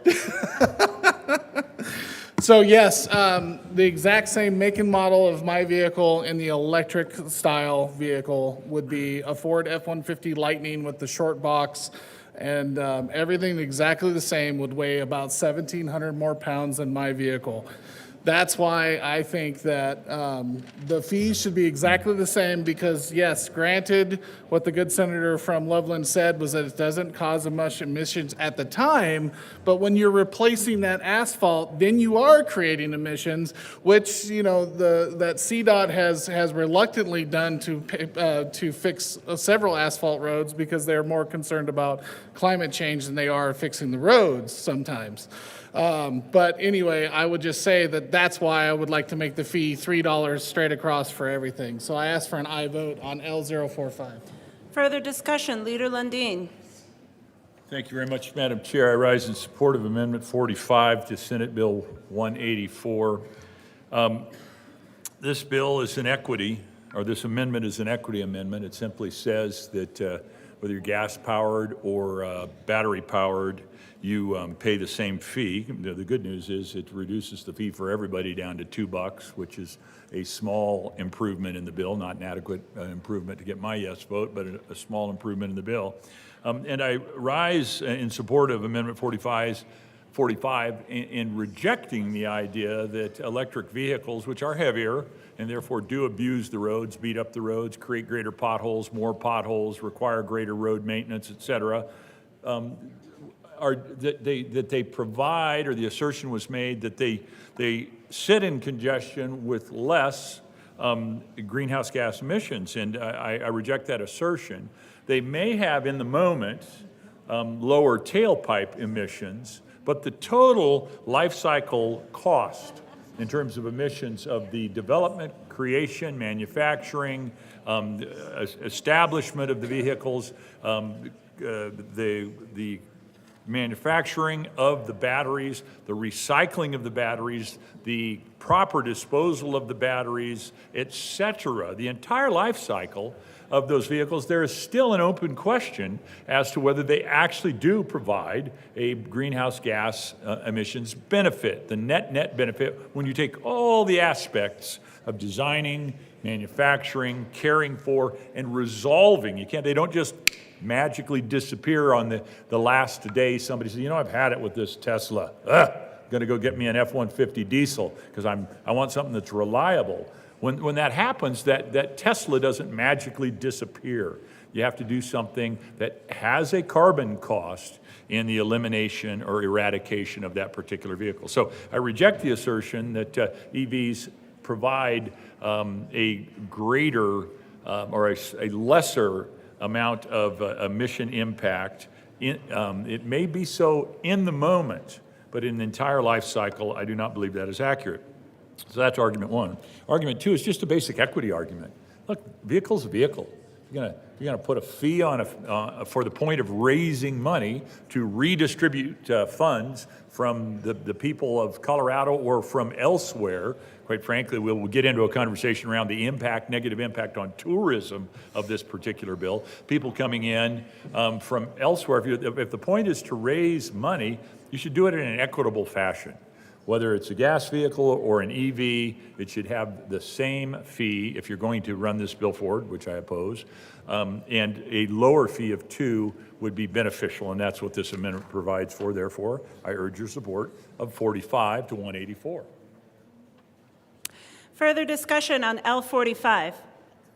Seeing none, the motion before the body is the adoption of L45 to Senate Bill 184. All those in favor say aye. Aye. Opposed, no. The noes have it. L45 is lost. To the bill, Senator Liston. Thank you, Madam Chair. Well, members, we're having a very robust and energetic discussion here about Senate Bill 184, and we were just speaking about the fees on car rentals, whether it's internal combustion engines or EVs, to subsidize rail traffic, a front rail project, which to a lot of us doesn't seem necessarily fair or equitable, that we're taking fees on car rentals, whether it's electric or otherwise, or EVs, to subsidize rail traffic that, may or may not occur. And it dawned on me that we already have a rail system, a light rail system here in the Denver metro area, which, I guess seems to be working okay. I don't have the exact statistics, but I think tens of thousands of people ride it every day, which is fine. So the nexus is that if you want to have a high-speed rail from Fort Collins to Denver, or Denver to Colorado Springs, or all the way down to Pueblo, well, why not let the people who are enthusiastic about riding a rail, whether it's light or heavy rail, why don't we let them kind of help subsidize this, though it's going to take billions and billions of federal dollars to actually do that. But with that in mind, I do have an amendment.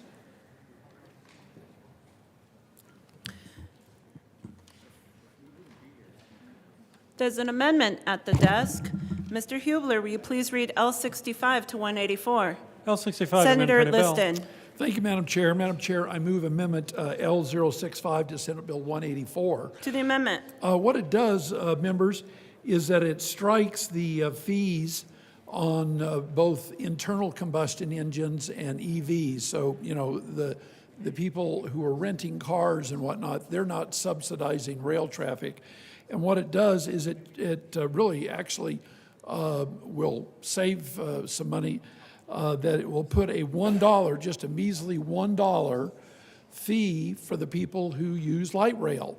A lot of times I think light rail is almost free, so they might have to pay $1, but I'm sure they're more than willing to do that because in their zeal and interest of riding a light rail, at least there's a nexus, is that if I'm going to ride the light rail, that will help pay for the ultimate construction of a fast rail system from Fort Collins to Denver or Colorado Springs or Pueblo. So it's just a measly $1 fee. It reduces the fees from $3 down to $1. But considering all of the tens of thousands of people who ride the light rail, that they should be more than willing to pay an extra $1. So I think it makes good sense. I urge an aye vote on Amendment L065. A measly $1 fee.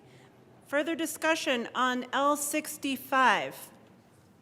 Senator Fenberg. Thank you, Madam Chair. I urge a no vote on this amendment.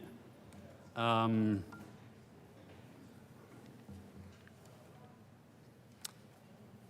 think this is dictating in statute the fee that RTD has to charge someone on light rail, including existing light rail, and have that fee build a different train in a place that's not in RTD's district. So I don't know that this makes sense. It's talking about light rail, which is a different system than I think what this bill is generally contemplating. So we urge a no vote. Additional discussion, Senator Liston. Thank you, Madam Chair. Well, to the good senator from Boulder, you're saying that that the fee for light rail shouldn't apply because it's a different system, a nuance there. But yet, for the people who are renting a car at an airport or wherever they're renting it to pay $3 or $2 for something that they're not riding, they have chosen to rent a car, they're probably not interested in renting a car at the airport, paying the $3 fee, driving somewhere to Denver or Fort Collins to catch a light rail. So I think there is a little more of a nexus for a $1 fee for the light rail to help pay for a fast rail system than there is the rental car. At least the light rail, people are willing to, they think that it's advantageous to ride the light rail because they don't want to pay for a car. They may not even have a car. So I think there's a good nexus. It makes good sense. And I would once again urge an aye vote on L065. Further discussion, Senator Gardner. Thank you, Madam Chair. Well, when you go to law school twice and struggle through, one of the things they teach you is to be careful. You don't want to prove too much. And it seems that the opponents of this amendment prove too much. They say, I don't want to charge another $1 on the light rail system operated by RTD because it's a different system. Well, I think the system of highways, roads, and bridges, federal, state, and local, is a wholly different system than a rail system that's going to run on the Front Range in northern Colorado if it ever gets built. So the idea that we'd impose another $1 on passenger rides and the light rail system in RTD, I mean, so what? It's a different system. I, after all, thought that the goal of the bill was to raise revenue for this rail system between here and Fort Collins, and if one wants to do that, one ought to be happy that the best senator from El Paso County is offering another revenue source for them. Put a $1 on that. Maybe we can quit collecting sooner, and I have some amendments to do that. I urge an aye vote on L065. Further discussion on 65 to 184. Senator Rich. Thank you, Madam Chair, and I certainly stand up here in support of L65. The area that I represent is not going to benefit from this bill at all, but we're going to get to pay for it. So I believe that those that ride the rail should pony up and pay their fair share. Further discussion on the amendment? Seeing none, the motion before the body is the adoption of L65 to 184. All those in favor say aye. Aye. All those in opposition say no. No. The noes have it, and L65 is lost. To the bill, Senator Gardner. Thank you, Madam Chair. As I said earlier, I look at this CTIO and I have this almost nightmare that you see in dystopian movies of CTIO emblazoned all over the place. It'd be on the coffee cups and on the signage and everywhere. And the next thing you know, CTIO is running the entire government of Colorado. Well, not the government, because the government has fallen into disusage, and all the taxpayers, their fees, not taxes, are they? All of the citizens' sustenance is going into building a failed light rail system like they have in California. You know, it becomes critical that we think really hard about this bill.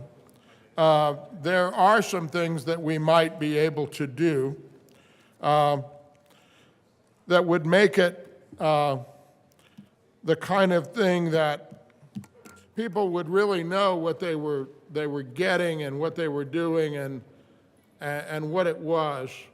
And for that reason, I've had an amendment prepared that might find its way to the desk. It may indeed. Mr. Hubler, will you please read L40 to 184? L40, Senator amend bill. Gardner. Thank you, Madam Chair. I move L040, L40. Members, L40 would require that the line item for the fee has to be separate from other charges on a rental car invoice. Explicitly state that the fee is for the front range passenger rail. I gather by the sponsors and proponents of this bill and their insistence on really opposing any of these amendments that have been offered that they're very proud of their work product. And if so, they ought to be willing to tell the people of Colorado at every opportunity, You paid $3, and it's for the front range passenger rail system. Thank you. We could even amend this and have the words "thank you" exclamation point put after it. Members, this is not. We do this all the time in consumer law. I can't tell you how many times I've been in the well down here saying, well, okay, yeah, and I've been a proponent sometimes of separating these things out to make it clear. Now, you know, I think it was the Federal Trade Commission or maybe FCC the other day did this with broadband, and you have to break out the bill. Well, that's all that L040 does is require that the rental car company break out the bill.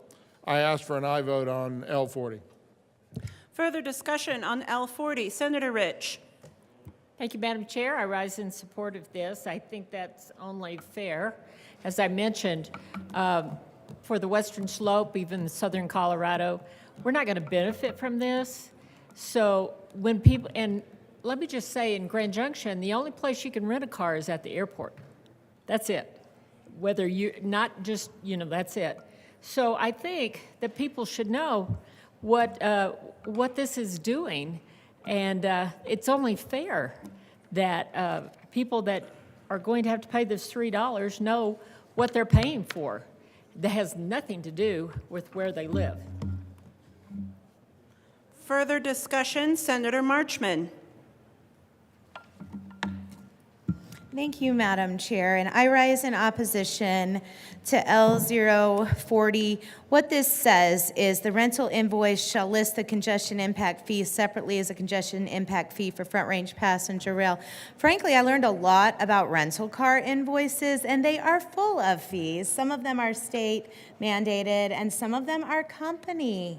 It's just a cost of doing business. So while I don't reject the idea of transparency that this amendment would bring, I don't think it would be fair to list just the congestion impact fee as a state mandated fee without listing all of the other fees and specifying whether they're companies' cost to do business or they're state mandated. For that reason, I'd urge a no on L040.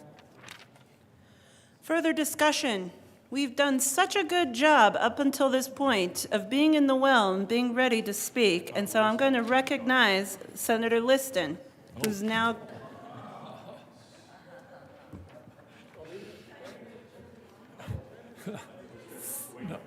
No. Senator Liston. Thank you, Madam Chair. I really appreciate it. I did not mean to usurp my good colleague from Monument, but members, I rise in support of Amendment L040. I think this is a great idea, and really whether we're trying to mandate it or not, certainly the rental car industry is fully capable, and I would encourage them to do so. You know, we all get invoices no matter where we go, and with the technology today, you can easily put whatever message you want on your receipt. So I think in the name of fair billing and consumerism and letting people know what they're paying for, whether we have it in statute like the best senator from El Paso County, and I mean that, the best senator, wants to put it in statute, or we just strongly encourage the rental car industry to put this on all their receipts so that people know what they're paying for. And they go, well, gosh, I mean, I'm paying an extra $3 or $2. I'm paying for it now. I didn't even know Colorado had a light rail system. Well, Mr. Consumer, we really don't. We're thinking about building one. Well, I'm from California, and we first proposed this in 2008 when the original concept was $30 billion to make just a small stretch of it. And here we are 16 years later, and it still isn't built, and now the cost is $113 billion. So you want me to pay an extra $3 for something that may not be built for another 15 or 20 years if it ever gets built? Gosh, I don't know if I like that or not, says Mr. Consumer. So all they're doing here with Amendment L040 is just to inform the consumer that you are paying for something that, quite frankly, may not be built in 15 or 20 years, if ever. I rise in support of Amendment L040. Senator Fenberg. Thank you, Madam Chair. Urge a no vote for a few reasons. Number one, if you put into law that the rental invoice shall list the congestion impact fee separately as a congestion impact fee for front range passenger rail, you're forcing the consumer to pay for it, when that may not be the case if you don't list it out separately. So if a rental car company wants to say, you know what, one of our shticks is we don't charge fees. What you see is what you get. This is the price that you found on Expedia, and that's the price you're going to pay. End of story. Actually, this would say, you know what, you consumer, you have to pay the fee. The company can't pay for it and include it in their cost of business and calculate their rates based on what their business costs. You're saying, you, average person, average consumer, you have to pay this fee. Why would we do that? Why would we do that? Why not allow a company to say, you know what, all of the costs for doing business are X, and we want to make a Y profit, so we're going to put out what our rates are based on that. Instead, the state would be saying, you have to actually itemize your costs of business. It doesn't make any sense. And in fact, the only entity or person that benefits is the corporate rental car company, not the consumer. This is bad for the consumer. You're forcing them to pay something that they may otherwise not have to pay. Secondly, it's just factually inaccurate. Nothing in this bill says that this fee is for front-range passenger rail. That would be a qualifying project. It's not the only project, and it may never even happen. It's based on feasibility studies, service development plans, making sure we have the financing for it, making sure we get federal grants and loans for it. So it would be really odd if 5 years from now, you rented a car, and the state of Colorado decided not to do a front-range passenger rail system and instead invest only in Bustang, that you got your receipt, and you said, this is weird. This $3 is for the front-range passenger rail system. That receipt would be lying to you. That would be an odd thing to put in state law. Urge no vote. Leader Lundin. Thank you very much, Madam Chair. After I hang up my phone here, I rise in support of Amendment 40. I could and would conceive of offering a conceptual amendment or a substitute conceptual amendment to clarify and deal with the potential eventualities that the previous speaker just spoke about, of what may or may not happen. But instead of doing that, let me just speak to what we all know, the intention, the desire, the design of this particular bill and the associated projects that would flow forth from it are, and call out that whether we disclose or not, all of you, who I know everyone here passed a high school level or a freshman and college level economics class, know exactly what TANSTAFL stands for. TANSTAFL. There ain't no such thing as a free lunch. Now, whether we call it out or not, which I think is beneficial, it's exactly what should happen when we're feeing people, but it's not really a fee, it's a tax, because they're not really paying for what they want, they're paying for something else to happen. I want to rent a car, but I'm going to build a rail system by virtue of the tax I'm paying on the car I'm renting. To disclose that is just simply logical and good government. And if, in fact, it would be the business model of a company to say, you know what, one price fits all, one size fits all, we will absorb into the cost of renting a car, that $3 fee, and we'll pay it ourselves, TAN staff will apply. There ain't no such thing as a free lunch. The $3 are going to get paid by somebody for the rental of the car for each and every day that the car is rented. Good amendment. If we did amendments like this, you would have me standing in the well flapping my gums less about the unaccountability of enterprises. If we were in command of what's going on and we were writing the rules and policies and directing the agencies through force of legislative requirements, then this sort of thing wouldn't be necessary. But since this is going to be buttoned up and handed off to an enterprise, that I do like the metaphor, the idea that in some dystopian future, that all people will bow the knee to the congestion enterprise it's important that we let people understand exactly how that is being funded. And so this amendment, or some form of this amendment, I think is absolutely bona fide, absolutely legitimate, and absolutely necessary. I urge your support of Amendment 40 to 184. Further discussion, Senator Gardner. Thank you, Madam Chair. Well, I want to be careful about how I say this.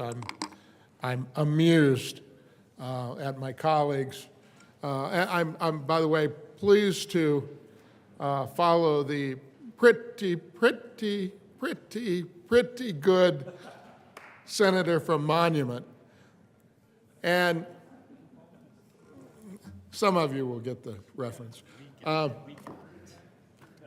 But members, if you think for a moment that a rental car company is going to have a $3 fee imposed in their bills, and that they're going to say, oh, let's absorb a buck of that, let's absorb a penny of that, you must have fallen off the turnip truck. I mean, it doesn't happen that way. Have you flown on the airlines lately? Have you done anything else? Have you been to a hotel lately? Have you rented an Airbnb? They got all those fees broken out. Because why? Because they want to advertise their actual cost vis-a-vis their competitors. And there probably will be, if you go on the travel sites and the rental sites, there probably will be a little number under there to show total with fees and cost, but they're going to, as a matter of what their product actually costs them and what their profit in that will be, they'll batch all that together, and all those fees they'll be broken out. This is only saying, yes, you have to. And I said earlier, one should not prove too much, because one of the senators said, well, they already list all this stuff. This amendment, I'm surprised the argument wasn't made, well, this amendment's unnecessary, they'll do it anyway. We're just simply telling them, yes, please, and put next to it front range passenger rail. But, I mean, I'm okay if somebody wanted to offer an amendment and say it'd be listed separately and we'd put multimodal transportation next to it. Maybe that would make people happy, or they wouldn't be as angry. I ask for an aye vote on L040. Further discussion on L40. Seeing none, the motion before the body is the adoption of L40 to 184. All those in favor say aye. Aye. Opposed, no. Noes have it, and L40 is lost. Senator Gardner. Thank you, Madam Chair. Well, I have a stack of amendments to take us on to lunch. Actually, several of these have been offered by colleagues.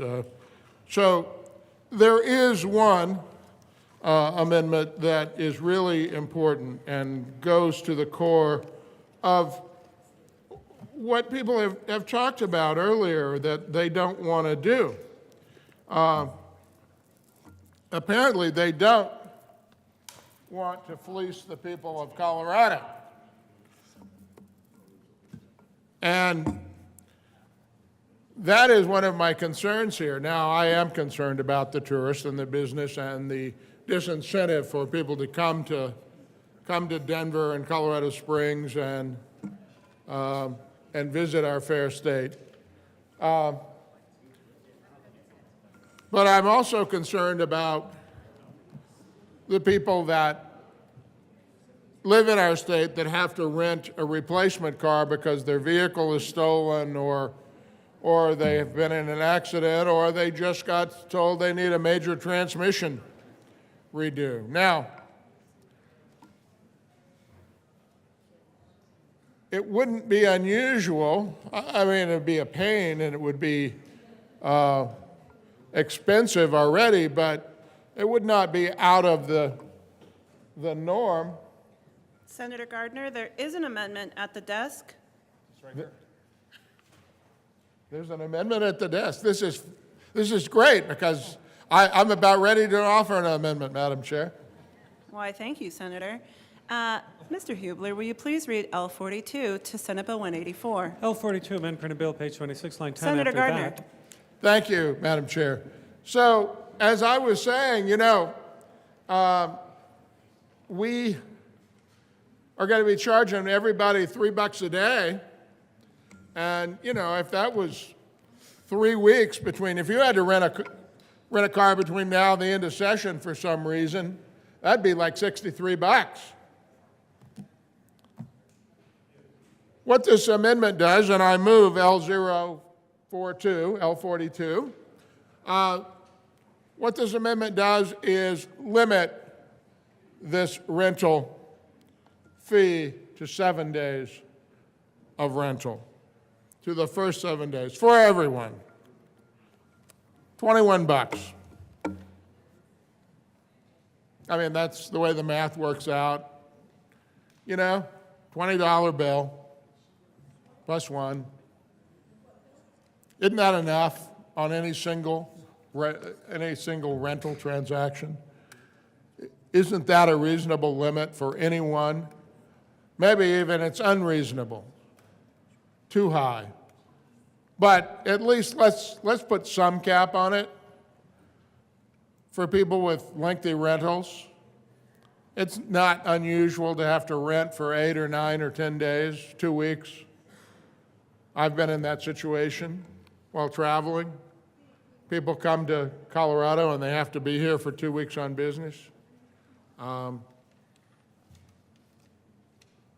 They,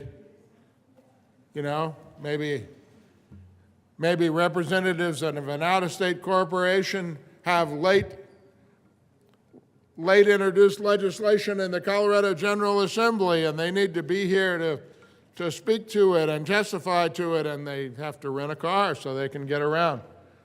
There's a dozen reasons why someone may have a rental that exceeds 7 days, but we've already gotten $21 out of them for our multimodal transportation, which is likely going to be the light rail between here and Fort Collins,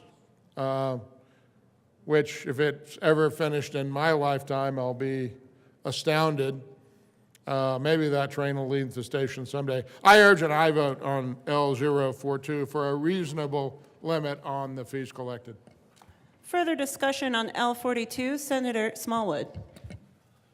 Thank you, Madam Chair, and I appreciate the amendment from the senator from El Paso County. So when we heard Senate Bill 184 in the Finance Committee, for those of you who were there for that lively debate, there was a pretty good discussion around whether or not this new fee tax that we're going to be applying to rental cars would be paid for by visitors to our state, by tourists, by vacationers, or by our own citizens. And there was quite a bit of back and forth.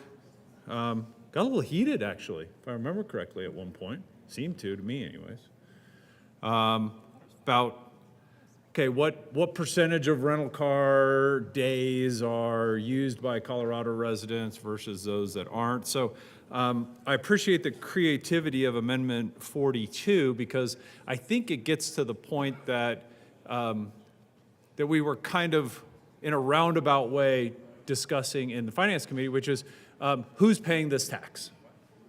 So the idea that there is some period of days where I think we can all look at each other and say, look, if somebody is renting a car in the state of Colorado, and I'll be hyperbolic for a second, for 2 months, you know, what are the odds that someone is here on vacation deciding to spend 2 months in La Junta vacationing versus what is the likelihood that that is a person whose car was stolen, car is needing repairs, and therefore they're needing a rental car for an extended period of time. I mean, just ask yourself, what is the reality there? So what I'm not sure about is whether or not 7 days is the number that we would all look at as a body and say, yeah, that's the line of demarcation that says, okay, this is no longer a vacationer here for spring break or for President's Day weekend doing skiing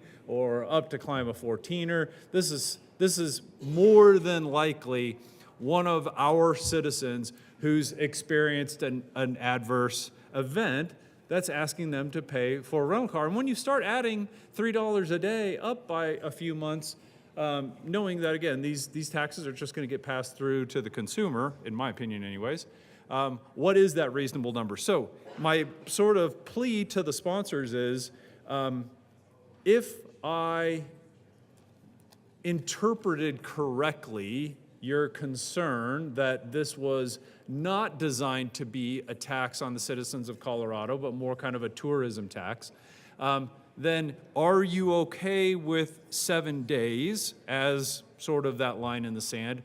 Or would you prefer a different number in order for us to come to agreement? Whether that number is 5 days, 10 days, 15 days, 31 days. But I really like the idea of doing something to try to cap things. If, again, the intent is not to apply a new tax to the citizens of Colorado, I would encourage an aye vote on Amendment 42 or a substitute amendment that does something similar. Senator Marchman. Thank you, Madam Chair, and thank you to the good senators from Parker as well as from Colorado Springs for bringing L042.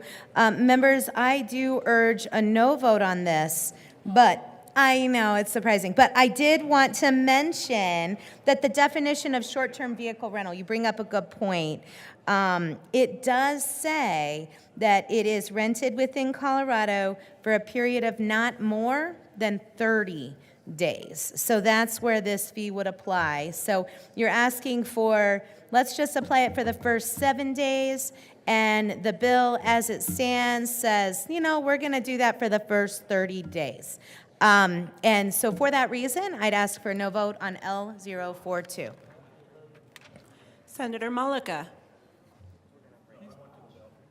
To the bill. Senator Smallwood. We're still on 42. Yeah, thank you, Madam Chair, and again, thank you to the senator from Loveland for that explanation. Although, I'm going to be honest, that doesn't feel like what I think I heard in the Finance Committee. So, and again, I'm not saying that I heard explicitly in the Finance Committee that, no, we want to put some line on here that's reasonable. But if we're saying that 7 days is too short a period of, well, let me take a step back. What I'm trying to determine And if the sponsors want to help me with that, it would be great. If they don't, that's their prerogative. But what I want to determine is whether or not the sponsors or the proponents are truly wanting to apply this tax to the citizens of Colorado, or if they're wanting to apply this tax to visitors to Colorado. That's what I'm trying to determine. Big picture, that's what I'm trying to determine.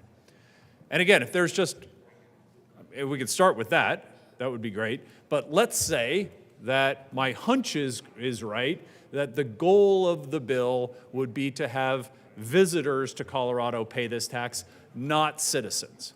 So let's go under that assumption for just a second. And Madam Chair, this is clearly only relating to Amendment 42, not to the bill. If the tax is to be applied to the visitor, then what I would like to know is, how long do you think visitors really stay in Colorado with a rental car?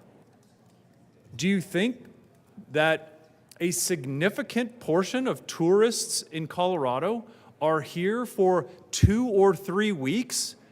I mean, as a kid growing up in Kansas, we used to love to come to Colorado. It was great.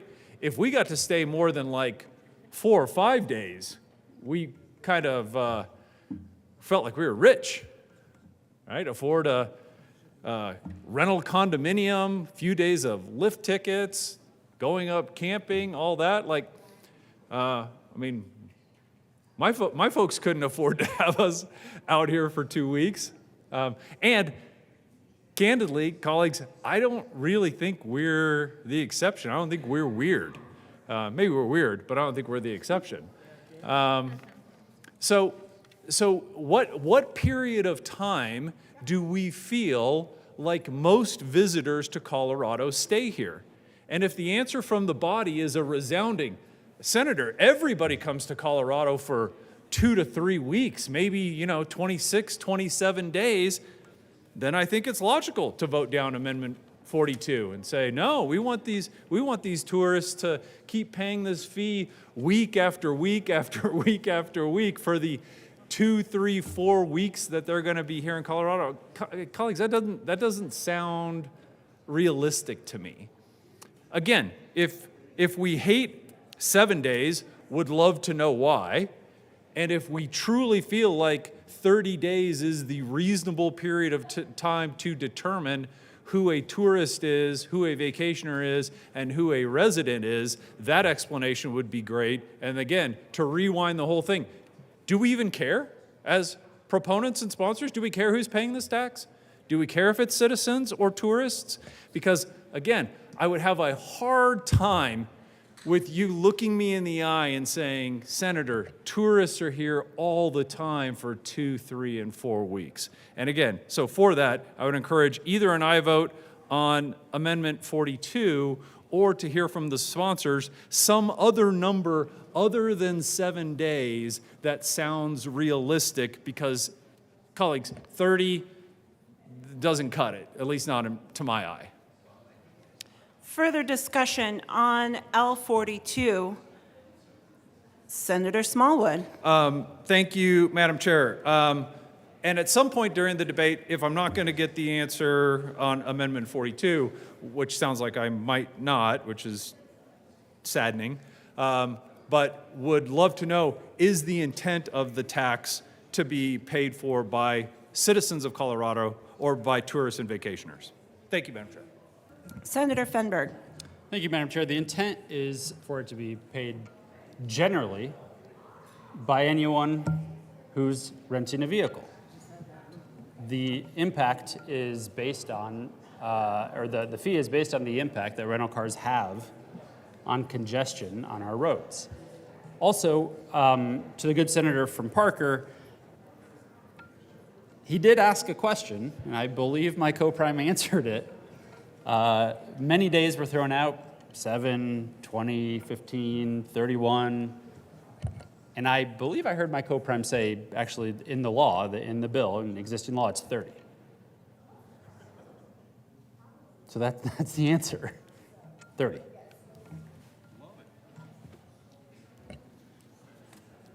Seeing no further discussion, the motion before the body is the adoption of L42 to 184. All those in favor say aye.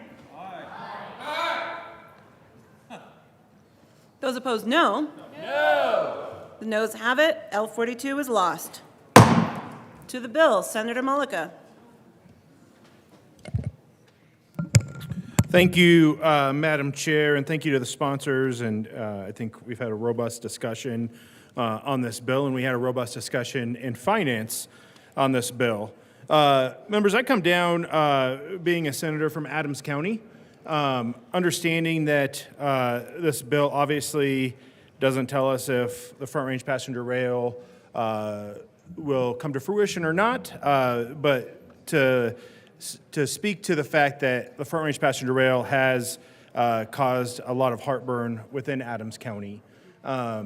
And those conversations are still continuing to find ways around that and to find ways to address some of the concerns that I know I've heard from my community in regards to the Front Range Passenger Rail. But specifically with this bill, one of the other areas that I've heard from my community is around revenue that is generated within a certain corridor, or tolling revenue, or the CTIO funds that are generated within a certain corridor, and the concern that those funds would potentially leave that corridor. And so, you know, I share those concerns with some of the elected leaders and some of my community in that fear of those funds being taken away from the corridor that generates those funds. And so when I look at this bill, that is something in addition to, I think, having conversations around Front Range Passenger Rail, but specifically with this bill, when we're looking at those funds generated within that corridor, I'm hoping that the sponsors can address that to alleviate some of those concerns that I've heard from my community in Adams County, and making sure that that those funds that are generated within Adams County or within that corridor that encompasses Adams County and Northern Colorado, and I think encompasses some of the district of one of the sponsors as well, that we ensure that the projects and that the revenue generated there are funded from this revenue and not sent somewhere else for another project. And so hopefully within this debate, I know that it's gone some other places, but hopefully we have a chance to address that in this debate, because it's something that's important to my community. Further discussion to the bill, Senator Hendrickson. Thank you, Madam Chair. I've heard some really interesting discussion around the properness of fees and the subsidizing of one form of transportation system over another. I've found some of it to be unpersuasive. Generally speaking, I think we have to realize that when we're talking about transportation infrastructure, whatever the mode, we're dealing with a public good. We're dealing with the use of land for the development of that infrastructure. Land is in finite quantity, and there is a cost associated with congestion. There is a cost associated when you have more weight per vehicle mile traveled per passenger. There is a cost associated with emissions. And I think that what we're trying to do broadly here is to account for those externalities in a manner that is more efficient, in a manner that is more recognizes the environmental impacts of our transportation system, in a manner that is more equitable. And so a lot of the arguments that I've heard from the other side of the aisle are not persuasive to me for that matter. But there is one argument that I heard that there's a piece of it that I agreed with, and that was from the very good senator who refers to us all as Coloradoans. And that is that we are dealing with a congestion fee, as it is termed in this bill, a congestion fee for the costs effectuated by rental vehicles on our roads, mostly from out-of-state tourists who are visiting our great state. And that congestion is the same regardless of what is powering that vehicle. There is a case to be made around the impacts and accounting for externalities with emissions, but in terms of space and the spatial contribution to congestion, electric vehicles and internal combustion engines take up the same amount of space. And it is in the spirit of that which I offer L66. Thank you, Senator Hendrickson. Mr. Hubler, will you please read L66 to 184? L66. Senator amendment Hendrickson. Thank you, Madam Chair. So L66 does make the fee equal between electric vehicles and internal combustion engine vehicles. It sets them equally at $3, and I ask for an aye vote on L66. Senator, did you move the amendment? Thought I did, but in case I didn't, Madam Chair, I move L66. Thank you for the clarification. Appreciate that. Senator Marchman. Thank you, Madam Chair, and we appreciate the good senator from Pueblo. Appreciate the opportunity to raise the fee. We were hoping to incentivize rental car companies to upgrade to EVs, and we will still continue to recommend and hope they do that. But we do see this as a friendly amendment, and we would urge an aye vote on L066. Further discussion. Senator Priola. Thank you, Madam Chair, and I rise in support of the good senator's amendment. As an owner of EV, I love them, but I will have to admit they produce as much congestion as ICE vehicles. So I think this is a fair amendment, and it will improve the economic viability of Front Range Rail. So ask for an aye vote. Further discussion on L66. Seeing none, the motion before the body is the adoption of L66 to 184. All those in favor say aye. Opposed, no. The ayes have it, and L66 is adopted. To the bill. Senatorial 5.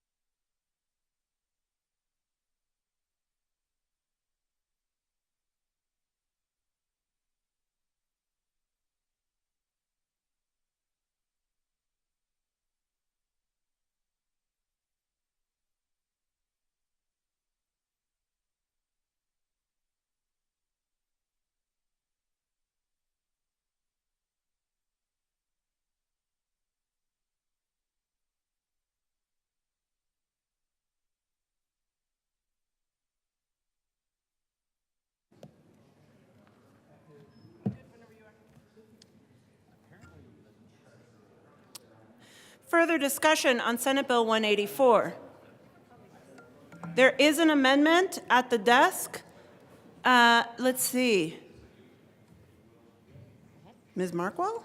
LLS. I'm confused. 29. Ms. Markwell, will you please amend the read Transportation L29 No, don't. to Senate Bill 184? Senate Bill Fenberg. 184, L.029. Thank you, Madam Chair. I move L29. To the amendment. Thank you, Madam Chair. L29 removes sections of the bill that there was some discussion on regarding the travel corridor or travel shed. It's been called different things at different stages of this bill. It has caused some confusion. We thought it best to just remove it from the bill. And so this takes that section out that changes the definition of travel corridor and regarding toll revenue and restrictions on that revenue. Ask for an aye vote. Further discussion, Senator Kirkmeyer. Thank you, Madam Chair. I rise in support of L029. Appreciate the good senator from Boulder County bringing forward this amendment to help address concerns, and we've been having the discussions about, so I greatly appreciate both the good senator from Boulder County and from Loveland to go ahead and put this amendment in. What it does is this, at least from my perspective, is for about the last 30 years, I've been working on this project called North I-25. Worked on it all the way back in 1998, 97, when it became one of the 7th POT projects and part of the Trans Bonds initiative to get the additional lane built on I-25 between State Highway 7 and State Highway 66. Since that time, been working with the Department of Transportation as the chair of the Upper Front Range, on the North Front Range MPO, working through Dr. Cog, other places as well, and that was the North Front Range MPO, and put together the North I-25 Coalition. And we actually started back on this project, started back in September 11th of 2013. And the reason I remember the day is because that is when the hellacious hailstorm started, rainstorm started, and the flooding began. And on Friday the 13th, 2013, every major north-south roadway from 15 miles to the west of I-25 to 20 miles to the east of Highway 85 was closed because of flooding. It was very evident on that day. We knew what our future on I-25 looked like if we didn't do something, and that was when we created the I-25 Coalition, and we've been working on this project called North I-25. Again, working with Department of Transportation and with our respective, because there are 3 transportation planning regions, 2 of which are MPOs, that are in this corridor that we've been working with to make sure that this project gets done. The last portion of this project was to go out and get a TIFIA loan. And TIFIA is Transportation Infrastructure, I don't know, something, is what it stands for. It's a federal loan program, Finance Act. Thank you, Finance Investment Act. No, you're right. Oh, no, Finance Innovation Act is what it is. And anyways, we received a TIFIA loan, and there were a lot of commitments and promises made between the state, the Department of Transportation, the business community in northern Colorado, all of the local governments in northern Colorado, that we would continue working on this North I-25 project. This project goes from Denver to the Wyoming border. It's about express lanes and toll lanes to relieve congestion and to mitigate air quality issues. It's about fixing safety projects throughout that corridor to make sure that we don't squeeze down to 2 lanes forever and cause huge safety problems where there are accidents that occur. It's on not only the national highway system, but it is a national security system. It's extremely important to the overall interstate system of the United States. That is why also that the local governments in that corridor committed nearly $100 million towards these projects so that we could get them completed. The last thing we want to have happen is that the tolls that are collected from that express lane, where promises were made and commitments were made and obligations made in that TIFIA loan, are taken off of this corridor and used somewhere else throughout the state. I have a huge background in transportation planning, working on the stack. I chaired it for 8 years. I was on the stack for 20 years, on the Upper Front Range as the chair for 20 years, Transportation Planning Region, on the North Front Range MPO. So I understand the importance of a transportation system that not only affects our surface transportation for the mobility of vehicles, but also appreciate that what we're trying to do with the rail line. But I just wanted to make sure, and what I believe this amendment does, and why I'm in full support of it, is it ensures that the tolls that are collected off of these corridors, whether it's the I-25 corridor or the I-70 corridor, remain in that corridor, until their obligations are fulfilled. And that's extremely important, and that will take a while. So after, if we meet all our obligations, then sure, the tolls can be used other places. I don't think that will happen in my lifetime, so I'm pretty good to go with it. So with that, again, I feel confident, really appreciate the good senator from Boulder and the good senator from Loveland working with me on this amendment. I know all of my communities in the North I-25 corridor, including the Fixed North I-25 Business Alliance, the 3 chambers of Loveland, Fort Collins, and Greeley, also appreciate it as well. So I ask for an aye vote on L029. Senator Mullica. Thank you, Madam Chair, and I rise in support of Amendment L029. I also want to thank the sponsors for working with me and hearing the concerns of my community along I-25. We, up in Adams County and in the northern area, up into Weld and Larimer County, have an organization called NADA, and that's the Northern Area Transportation Alliance, and they advocate for transportation issues, and not just transportation issues in regards to highways, but transportation issues across a broad spectrum, including transit issues and safety issues. And actually, in my community, there is a corridor along I-25 that runs through my community that's actually been dubbed Crash Corridor. Because there's so many crashes along that stretch of highway, and it needs work. And I think that is one of the reasons why it's so important that we really look at this and making sure that revenue that's generated within a corridor stays within that corridor. I can speak to I-25, and I know there's other corridors like along I-70, but specifically along I-25, we still have a lot of outstanding projects that need to be completed, including Crash Corridor, and need to be addressed. And it doesn't mean that that folks aren't for transit. It doesn't mean that we're not for investing in other areas. But what it does mean is it means that what they are for is making sure that money that's generated within their community stays within that community and benefits that community. And I think that that's what this bill and this amendment specifically is accomplishing and addressing some concerns that I had heard specifically from my community. And so I really appreciate the work that the sponsors did and the meetings that they took. I know specifically with me, hearing the concerns of some of our shared community with one of the sponsors. And so really appreciate the work you did on this. And I think that Amendment L29 does address those concerns that I heard from my community. And I ask for a yes vote. Further discussion on L29. Seeing none, the motion before the body is the adoption of L29 to 184. All those in favor say aye. Aye. Opposed, no. The ayes have it. L29 is adopted. To the bill, Senator Kirkmeyer. I've been called a lot of things. Thank you, Madam Chair. There's an amendment at the desk. Mr. Hubler, will you please read L57 to 184? L57 amendment. Senator Kirkmeyer. Thank you, Madam Chair. I move L57. To the amendment. Thank you, Madam Chair.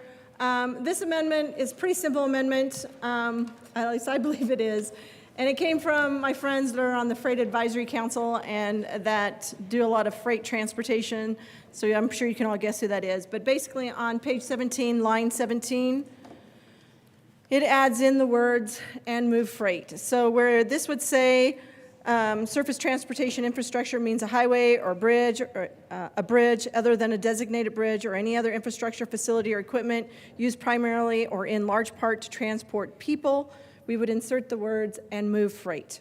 It's that simple. I'd ask for an aye vote. Further discussion, Senator Fenberg. Thank you, Madam Chair. This is an outrage. Don't want to move free. Just joking. This is fine. It's a friendly amendment. Further discussion on L57.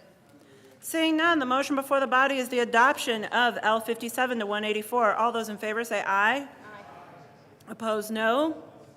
The ayes have it, and L57 is adopted. To the bill, Senator Smallwood. Thank you, Madam Chair. So colleagues, you've been sitting here a long time. I'll try to be uncharacteristically succinct here. So first of all, I want to thank the bill sponsors for at least answering the few of the questions that I had. Right? Very, very often when you're up here in this spot and you ask questions, a couple things. One, you don't really care what the answer is. You're here to throw out hypotheticals. What's the phrase? When you're asking questions, you're either trying to make yourself look smart or make the other person look dumb. I think if that's how I remember it correctly. And so when the good senator from Boulder gives me an actual answer regarding, the tax intent of this or the fee intent, I do appreciate that. It's one of the many things I love about this guy. I'm going to miss him 22 days from now when he no longer returns my texts or calls. But here's the thing when it comes to Senate Bill 184, and this is just my opinion, right? And because we're not going to know any of this stuff until I am taking required minimum distributions out of my qualified retirement plan somewhere, right? We're not going to know any of this stuff. So I am not in any way impugning motives or saying people shouldn't believe what they believe. I'm here just to tell you what I believe. And I believe this whole thing is kind of a joke, honestly. Kind of a joke. What I keep hearing is $66 billion worth of federal funds that are available, not from the sponsors, by the way. This is just what you hear from the proponents, from the community. We got $66 billion of federal money that we've got to hurry up and get our piece of that. We've got $28 billion worth of available loans, and we've got to hurry up so we get in line for all of this kind of stuff. And we need to do this because we want to build a train. Want to build a train from Trinidad to Fort Collins. We want to build a train. We want to build a train from Trinidad to Fort Collins. That's what you'll hear. And I simply don't believe any of that. I don't believe that we are looking for funding to build a train to anywhere. I believe we're going to tax our citizens and our visitors in order to have money to apply towards other transit type things that make certain elements in and around this building, they make those folks very, very happy to say that we're going to do more bus routes and light rail availability and e-bike credits and all of that kind of stuff. And that's why, again, appreciate the senator saying, this money might not go to trains. And I appreciate that acknowledgement because it's exactly what I believe as well. It doesn't have to go to trains, and it ain't going to go to trains because there ain't going to be a train. California voters, colleagues, voted for their train in 2008. A lot of you were in like middle school. 2008. The first train is not going to run until like 2033 at best. At best, 2033. You voted yes in 2008. You might have a train from Merced to Bakersfield in 2033. So when you hear this funding isn't necessarily going to go to trains, I appreciate that comment so much because it's not going to go to trains. We are not going to start a 250-mile railroad line and have it done in my lifetime. And we certainly aren't going to have it paid for in part even by a $3 per day fee on rental cars. That money is going to be great to go to expand bus service and bus staying and all that kind of stuff. That's great. That's great. For those that want money going there, it's a creative new fee, tax, whatever you want to call it, to expand bus service across the state of Colorado. Good for you. That's fantastic. The whole train conversation, this is like the opposite of a bait and switch. Bait and switch, you're promised something really, really expensive and then get like an inferior product. This would be like if we were promised a bullet train and we ended up with like a model railroad train. That would be the bait and switch. This is like the opposite of that. We're being told that there's a train, but there's actually not going to be a train at all. So it's the bait with no switch at all. It's just a bait. A bait and bait. Here's my quick math, and here's why I'm so skeptical, and appreciate the fact that we shouldn't really be talking about trains. We talk about $66 billion worth of federal grants. So here's my Kansas math. $66 billion. Of that, we've got Amtrak grants to the Northeast Corridor. That isn't for Colorado at all. That's for Amtrak stuff. We're getting $0 for that. Okay, so take that out of the 66. We've got Amtrak grants for their national network. That's not available for Colorado either. We don't get any of that. We've got the Railroad Crossing Elimination Program, another $3 billion.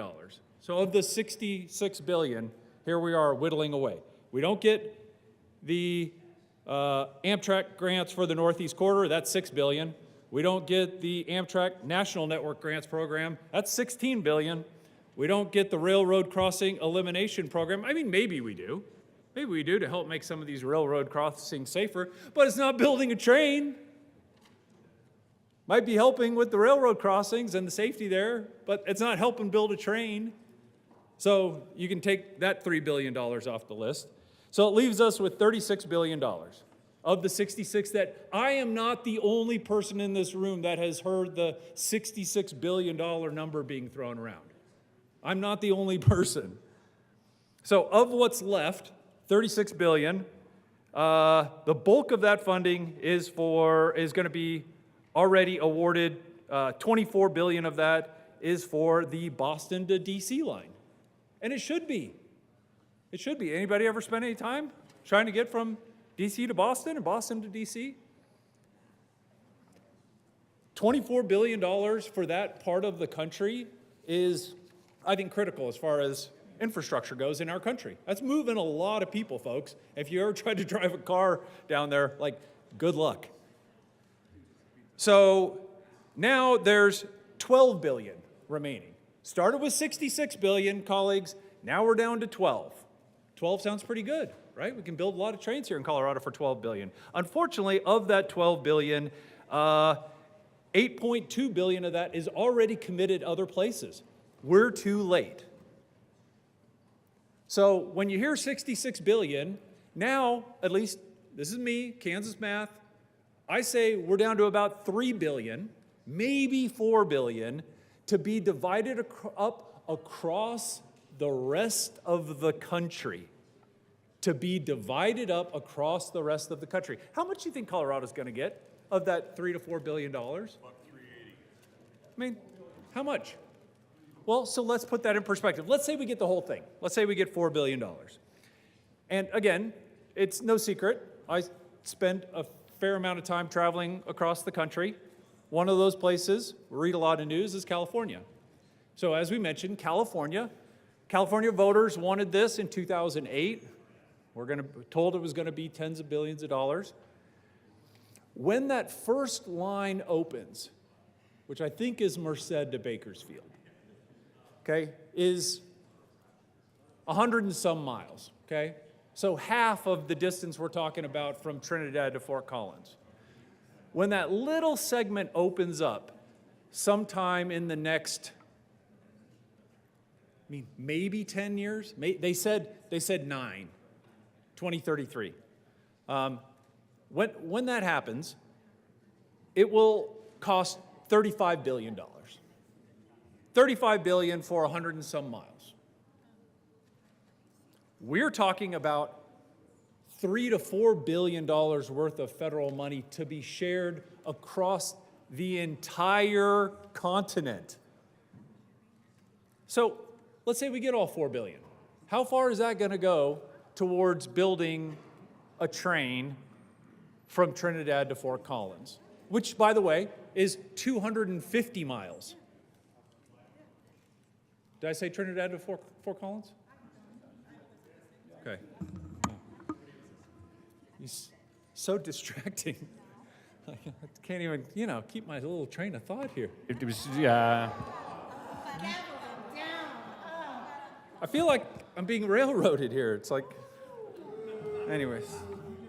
Yeah. Senator Smallwood, can you get back on track, please? Yeah, that's fair. That's fair. Well, I'm trying to engineer a good argument here. So, if we're dealing with maybe $4 billion worth of government money, and California tells us it takes $35 billion to start a program to go a little over 100 miles, and colleagues, $128 billion to build their entire 500-mile LA to San Francisco stretch. So let's use basic arithmetic, which again I've already confessed to not being great at. So LA to San Francisco, 500 miles, $128 billion. Trinidad to Fort Collins, almost exactly half that. 200. You can Google Maps it or something. Or for those of you who are my age, you can print off a MapQuest. And I think you'll find it's basically exactly half of that, 250 miles or so, okay? So again, simple math. Let's just say, this probably isn't right, that half the amount of rail line costs half the amount of money, just for argument's sake. So I'll even round down. So now we're at $60 billion. $60 billion to build a rail line. We have a $3 fee. We have a $3 per day fee on rental cars, which would mean that if every person, every human being in the state of Colorado, every woman, man, and child in the state of Colorado rented a car every single day, every day, 365 days. So you, your spouse, all your kids, everybody, we all go to the rental car counters and we all rent cars, and they say, how long would you like to rent that, sir? And you say, ma'am, you say, I'd like it for the entire year, please. And well, there's a $3 fee for that. Again, this is hypothetical. You can debate. This is just to make a point.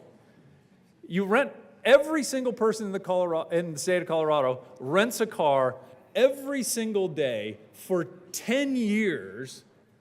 We would have enough money to pay for the rail line from Trinidad to Fort Collins. That's what you would need to come up with $60 billion. So when you hear, this rental car fee is probably not going to go, or possibly not going to go for building a train, I would say, amen. It is not going to go for building a train. It's not going to go for building any train. This is a bait without the switch. Talking about trains is fun and it's cool. I love the fact that we're talking about dreams. This is exactly that. This is a dream. This is a pipe dream. It's if I would have prepared better, I would have I have a pipe dream speech ready to go. But this is not going for rail. We're not going to have a train in Colorado. This isn't anywhere close to enough money to be a drop in the bucket to do anything like that. Dreaming is good, dreaming is important, having big dreams is great.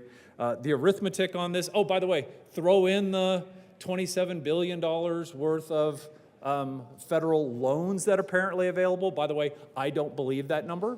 And 5 years from now, when we all get back together again for the big reunion that I'm sure you all have planned for me, we'll talk about how much of that $28 billion worth of loans we got as the state of Colorado.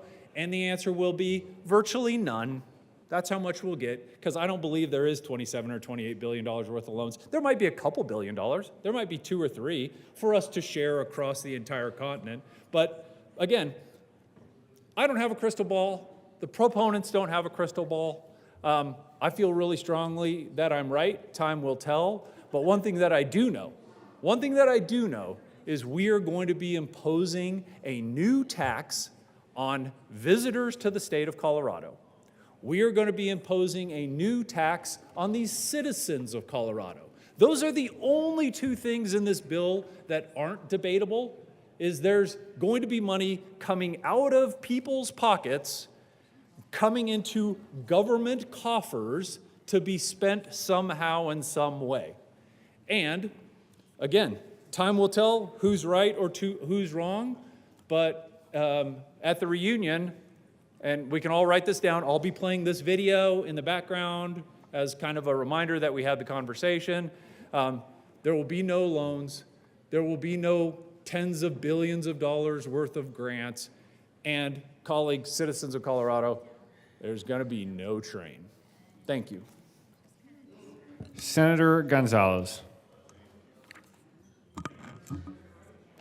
Thank you, Mr. Chair. I've listened closely to this conversation with great interest and have had a number of concerns around the lack of definitions that exist in Senate Bill 184 as initially introduced. Because, colleagues, my district, northwest and downtown Denver, is home to, and we're proud of, Union Station, which I understand will serve as sort of the joining point between what is referred to here in 184, page 11, line 5. And then there's also elsewhere in the legislative declaration reference to some of the passenger rail opportunities to connect Colorado to New Mexico, to Arizona, Texas, and so on and so forth. That's page 8, line 9 in that legislative declaration. I'd like to understand better and have spoken with the good senator from Boulder about a desire to build in more of those definitions so that we are clear about how community will have opportunity to weigh in on the planning processes. Because I represent a community that will be greatly impacted by each and every one of these plans, whether we're talking about the northwest part of this Front Range passenger rail or the southern part. And what I am most concerned about is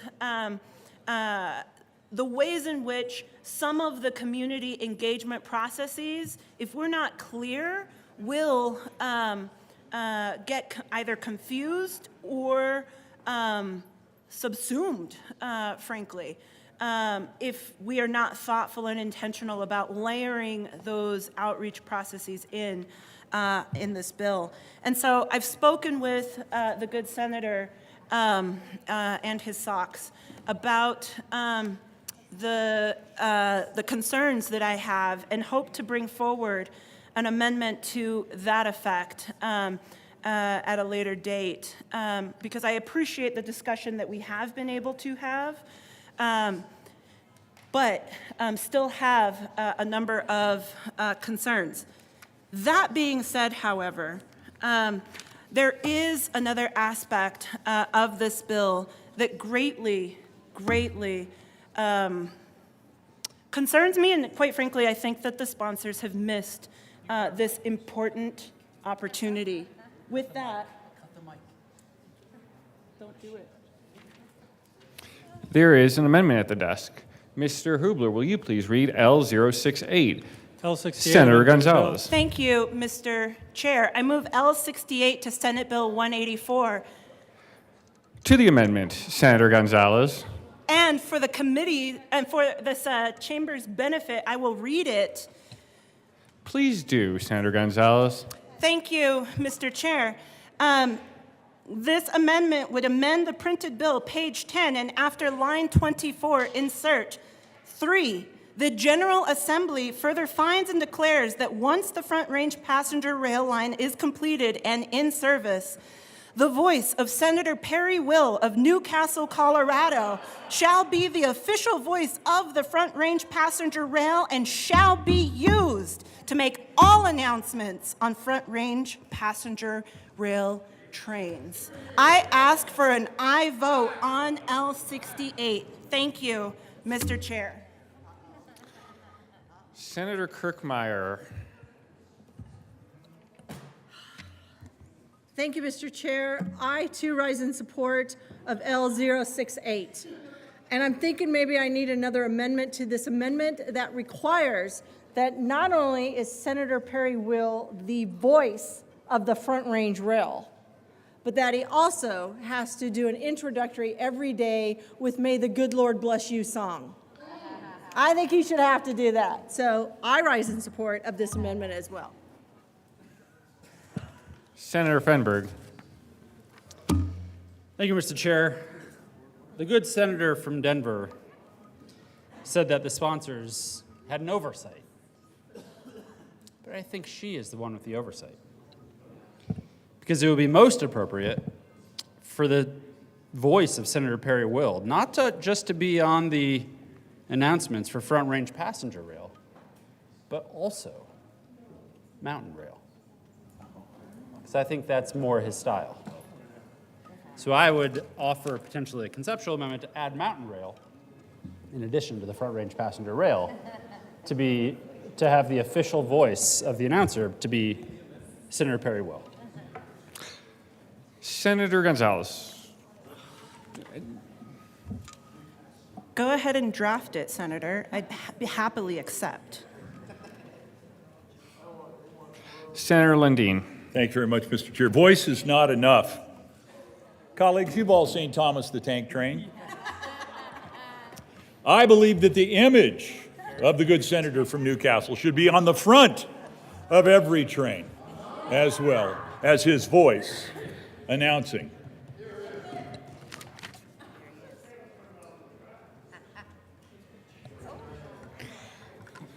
Senator Intercom. Thank you, Mr. Chair. I rise in strong support of this amendment, L068. The motion is the adoption of Amendment L068 to Senate Bill 184. All those in favor say aye. Aye. All those opposed, no.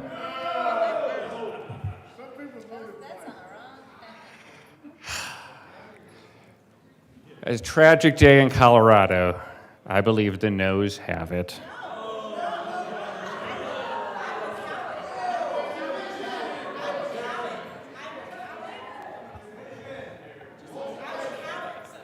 L068 is lost.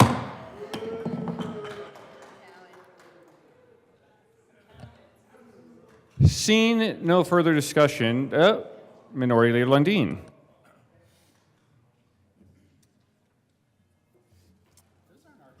That was a great amendment. It's nice to come together in unity.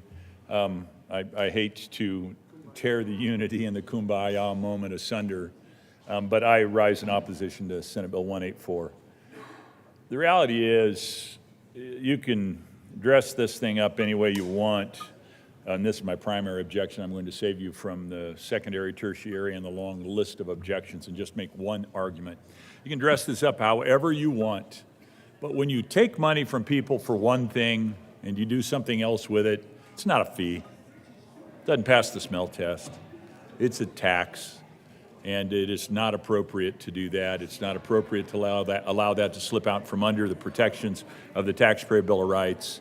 I oppose 184 on that ground and several others, but I will relieve you from the burden of listening to me wax on about all those other elements and urge your opposition to Senate Bill 184.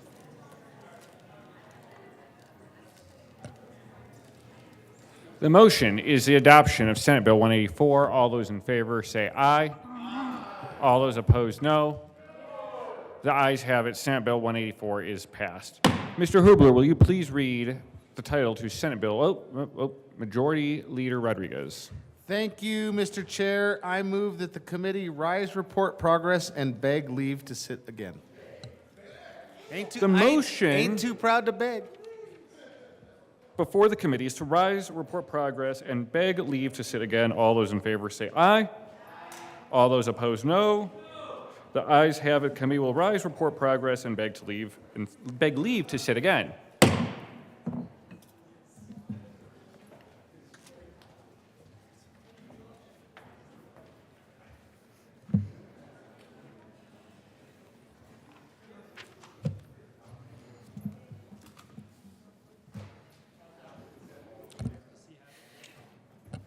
He knows what to do.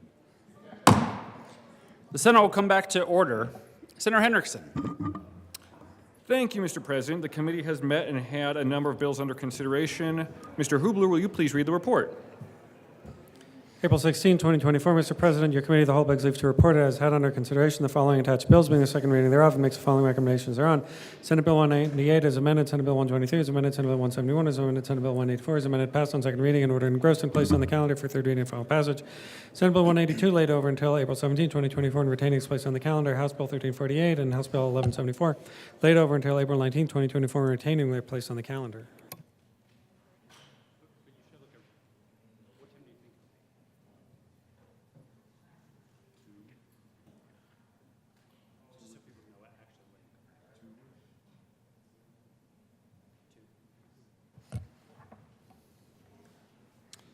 Mr. Majority Leader. Thank you, Mr. President. Colleagues, we will be going into a recess till approximately 2 o'clock today. We'll reach out if we can come back sooner or a little later, but we're going to break for a little bit and come back. Have a good lunch.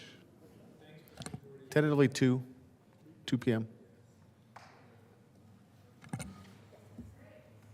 The motion is for the Senate to stand in recess until 2 p.m. All those in favor say aye. Opposed, no. The ayes have it, and the Senate will stand in recess until 2 p.m. today.